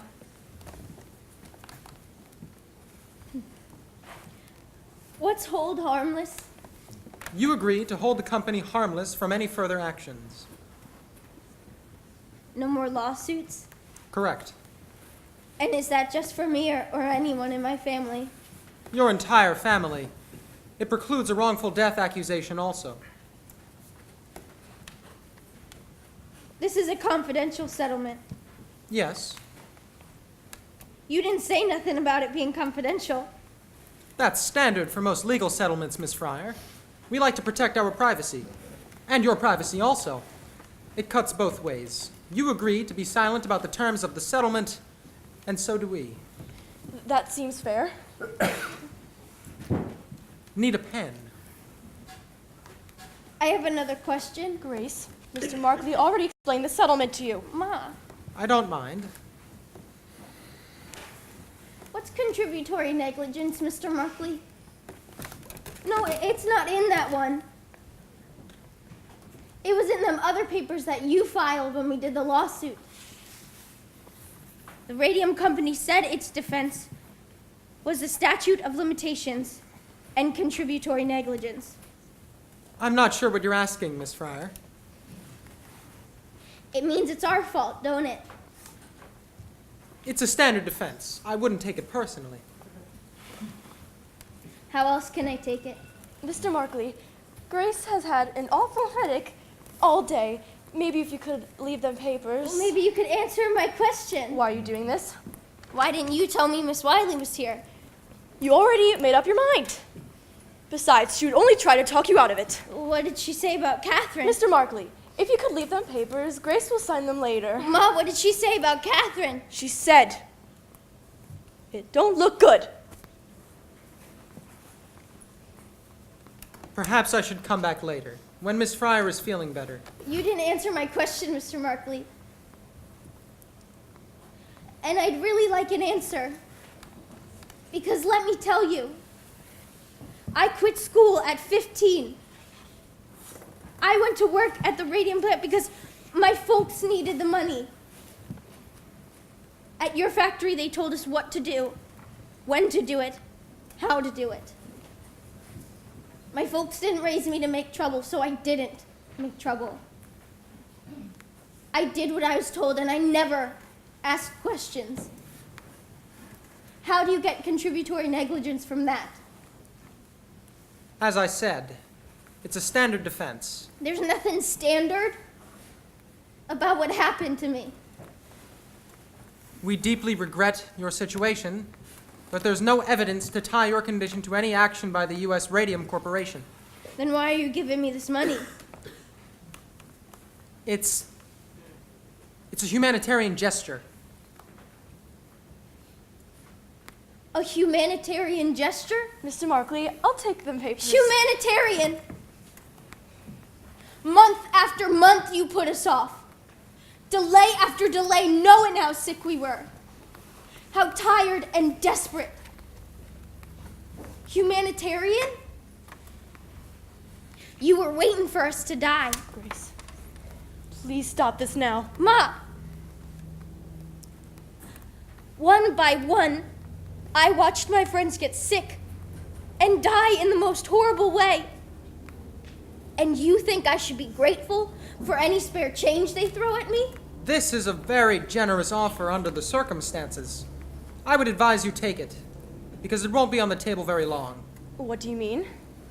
If Miss Fryer does not sign within 24 hours, we will be forced to withdraw our offer. Permanently. Grace. He's lying. I beg your pardon, miss. You're trying to tell me that if I don't sign these now, but I'd come back a week from now and said I'd change my mind, you'd still rather go to court? You'd still rather some judge get a look at me and take your chances I won't win on sympathy alone? 24 hours, you're just trying to bully me. Very well then, Miss Fryer. I'll take that for a no, and I'll see you in court. Yes, you will. You will see me. If they have to carry me in there, you'll see me. You and Mr. Reeder both. You call that man back. I'm going to court, Ma. What are you trying to prove? You know you can't win. I want those people to look at me. I want them to look at me and explain how it's my fault I got sick working in their factory. And what will that get you, huh? What? Ma, all my life, I've done what other people told me to do. I quit school because you said I should. I put that paintbrush to my mouth because Mrs. McNeil said I should. I never said, please, can I finish school? I never said I don't like the taste of this paint. I never argued. Even though I knew Ma, I knew something wasn't right. At night, I'd lie in my bed and I'd see my dress hanging on the back of the closet door, my shoes on the floor, my hairbrush and comb on the dresser. So much light, Ma. So much light, and I never once questioned. I never once asked. Don't you see? They knew I wouldn't. That's what they were counting on. Bravo.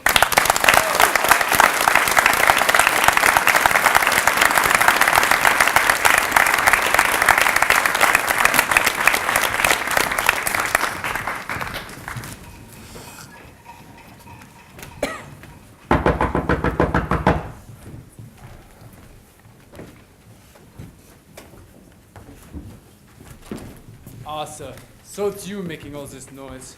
I left messages with your housekeeper. I know you got the messages.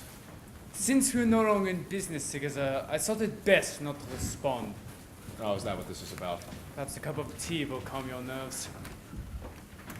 You never told us that the paint was dangerous. You never said a word, not to me, not to Dan. I didn't know. You didn't know? You made the paint and you didn't know? How could you lie to me like that? I didn't know until it was too late, Asa. I should put you through that wall. Perhaps you should, but you will not. You will sit down, you will have tea, and you will calm yourself. I wasn't the technical man. You were the technical man. Yeah, I was the technical man. Sit down, Asa. I sold watches, for Christ's sake. I was a salesman. Yeah, a good one at that. Always a good head for the business you had. Not so much for the science, but for the business, very smart. Always you could find ways to cut the cost without losing the quality. That's a gift, Asa. So, Why don't you have some tea? Jesus Christ, what's the matter with your hands? It's been that way for some time. Hell, I didn't know.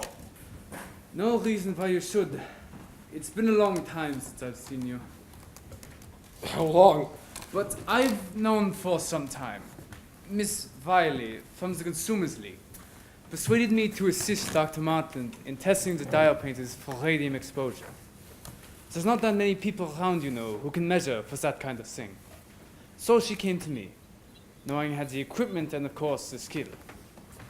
I didn't want to believe her either, Arthur. I didn't want to believe the girls could get sick from working with my paint. I wanted to show her it was a mistake. So I agreed to help. Dr. Martin and I conducted expired air tests on the girls. It was then that I found out. When my own breath registered radioactive. Then my fingers, they began to turn black. Now, you wish to have words with me? I didn't know. No reason why you should. It's been a long time since I've seen you. I'm sorry. Well, perhaps now you yourself should get an appointment with Dr. Martland. Me? What for? Arthur, you did not notice the glowing dust on your shoes when you went home at night? How could I miss it? I tracked it all over the house. You can be sure a good deal of it is now in your lungs. Look familiar? It's our promotional piece. An excellent promotion. How many new sales do you think that accounted for? We didn't track it exactly, but I'd like to think it helped our medical market quite a bit. Page 96. Oh, what? Page 96. The last chapter. Read it to me. Page 96. Radium. Dangerous effects. Dangerous effects. How many articles do you have listed there? 10? 15? About 18, it looks like. How far back do they go, those articles? I don't know. Look at it. The first one. There. What is the date? 1906. 1906. Now let me see. When you go to court, you plan to testify that you had no idea that radium was dangerous. How do you plan to do that, Arthur? When your own book says that it was. How can you claim that you did not know? I never really read the book. What's that? I never read the book. I hired an outside company to prepare the piece. I just read the galleys. I never read the book.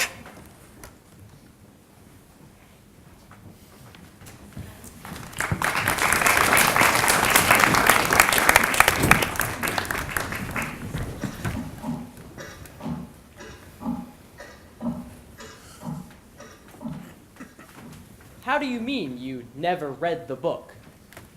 I never really read it. Like I said, we hired an outside company to prepare the piece. They were responsible for the content. Which you never read.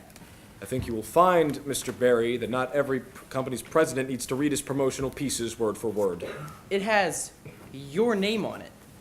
You authorized the book's release. You had final approval of the content. Mr. Lee was in charge of reviewing the content. At the time of its release, I left those responsibilities to him. Now, Mr. Reader, you testified you started at the U.S. Radium Corporation in 1918? Yes, as a plant manager. And you held this position for how long? 4 years. During those 4 years, how often did you venture into the studio? Every day. Every day.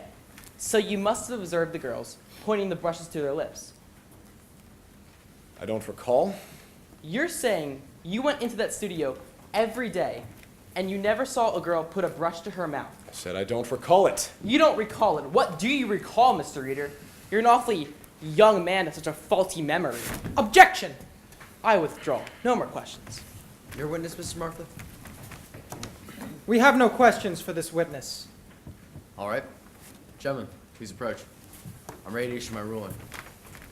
Your Honor, we've yet to present our defense. I realize that, Mr. Markley. But the proceeding is to determine standing. Now, I've heard enough these 2 days to make that determination. The radium in the bones of these girls is an ongoing source of poison in their systems. Nothing witness can say will change that fact, will it? Our witnesses are prepared to testify that the company could not have known about the... In the interest of justice, I am asking that the defense rest without calling any witnesses. We can conclude this hearing today and schedule the case for trial. All right, Your Honor. Very well. I therefore rule that the statute of limitations has not been exhausted and these girls are standing to sue. Your Honor, one thing. I have a very full schedule with 2 other cases pending, and a key witness will not be available until the end of the summer. We won't be available until September. Your Honor. I'm sorry, Your Honor, but our chief expert witness is associated with an institution of higher learning. This is the busiest time of the year for him, and I cannot expect him to appear. Mr. Markley is responsible for that situation. He is the one who has demanded continuous delays. Your Honor, we've just agreed to waive our right to present witnesses at this hearing. Surely you will not force us to make our defense without the presence of our key witness. All right, Mr. Markley. Trial is set for September. This hearing is adjourned.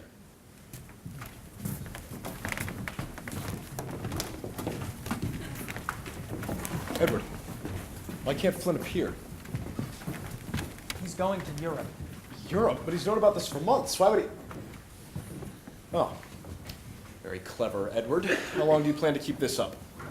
As long as necessary. Mr. Markley. Mr. Barry, congratulations. I never thought the court would go for it. You know full well these girls can't last till September. One is so ill she can't appear in court. My client has a right to make his defense. We will not wait till September. I promise you that. One way or another, we will find room on the docket. And your expert witness be damned.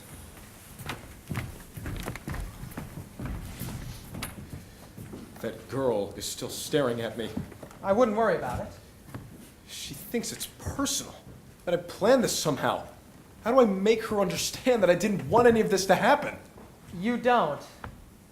You don't make her understand. You don't talk to her. She looks like death, Edward. They all look like death, Arthur.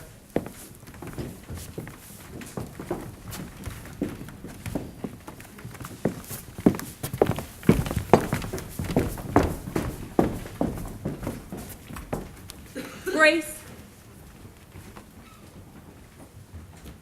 That man, Miss Wiley, he won't look at me. He won't ever look at me.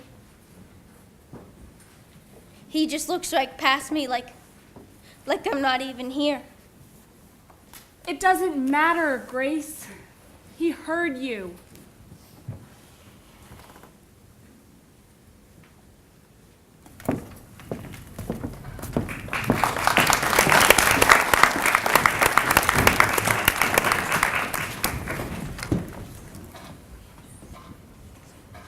June 4th, 1928. Nancy Jane Harlan for the Graphic. Jack Youngwood reporting for the Ledger. Raymond Barry seeks trial date for early summer. As U.S. Radium Corporation announces a settlement. Settlement. $10,000 cash for each girl and $12 a week for life. $12 a week? Read all about it in the Ledger, your first source for news.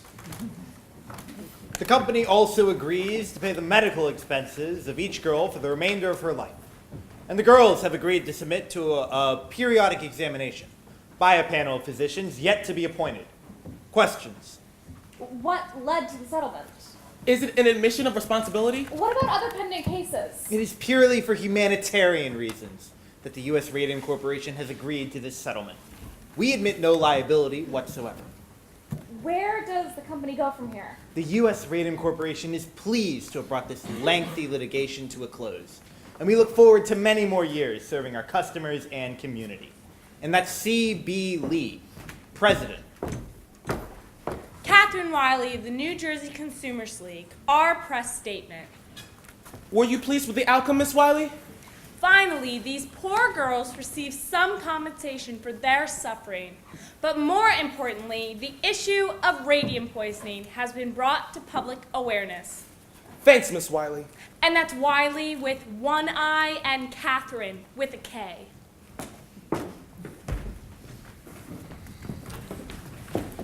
Well, Edward, it looks like we're back in business. What's your game plan? Didn't I tell you? I've got a buyer for the tailings that have been piling up behind the studio on Alden Street. Oh? Yeah, some contractor in Montclair needs an infill. That's perfect.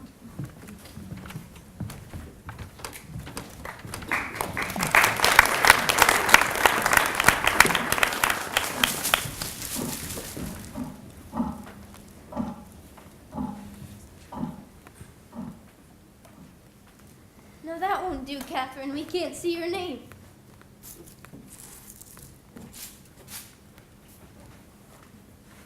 That's better. Well, Catherine, I brought my watercolors today. It's a beautiful day. The trees are starting to turn, and it's still warm. Too warm for a sweater, and not much of a breeze, but a fine day to paint.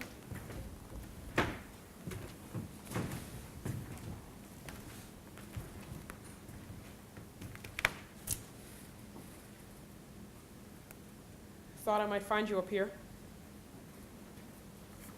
You were right.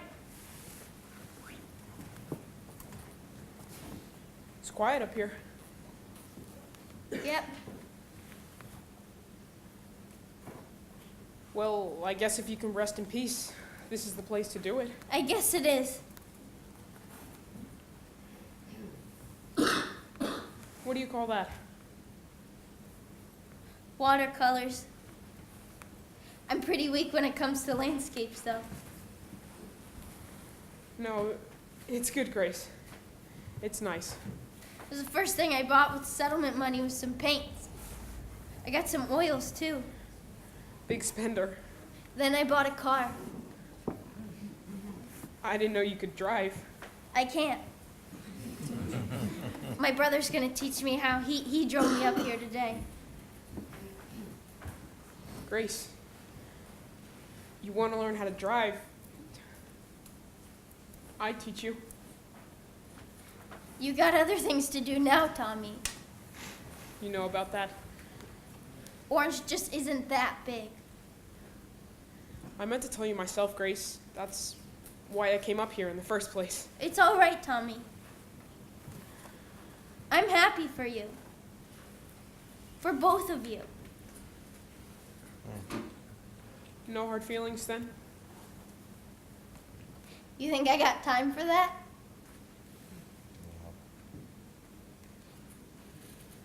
I'm glad it worked out for you, Grace. Are you glad? I mean, you don't think you backed down too soon? We didn't back down.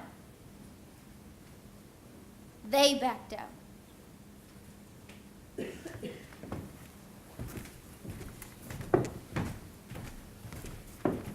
This is the place.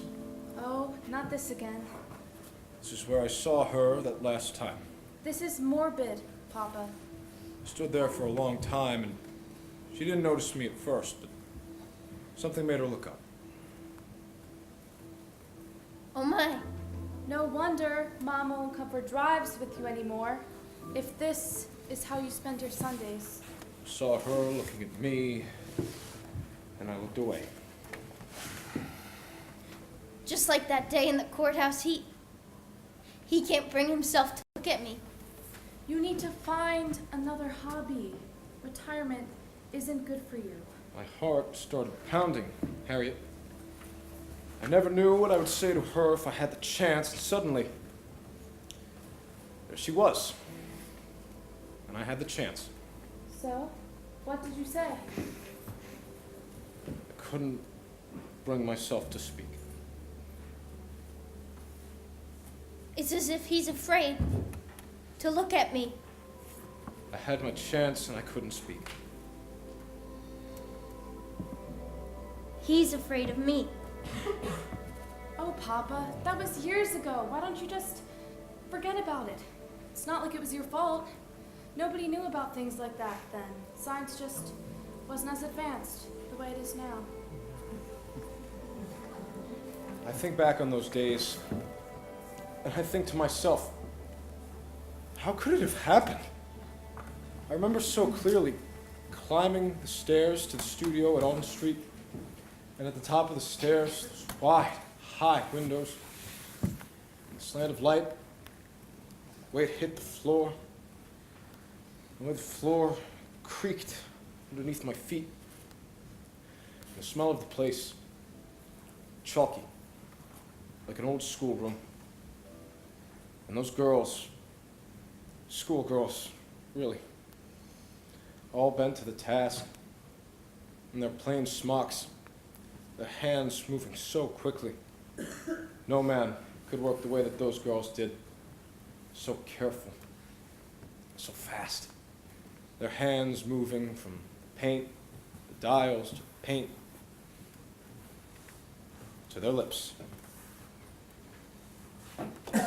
Try as I might, Harriet, try as I might, I can't remember their faces. I never saw their faces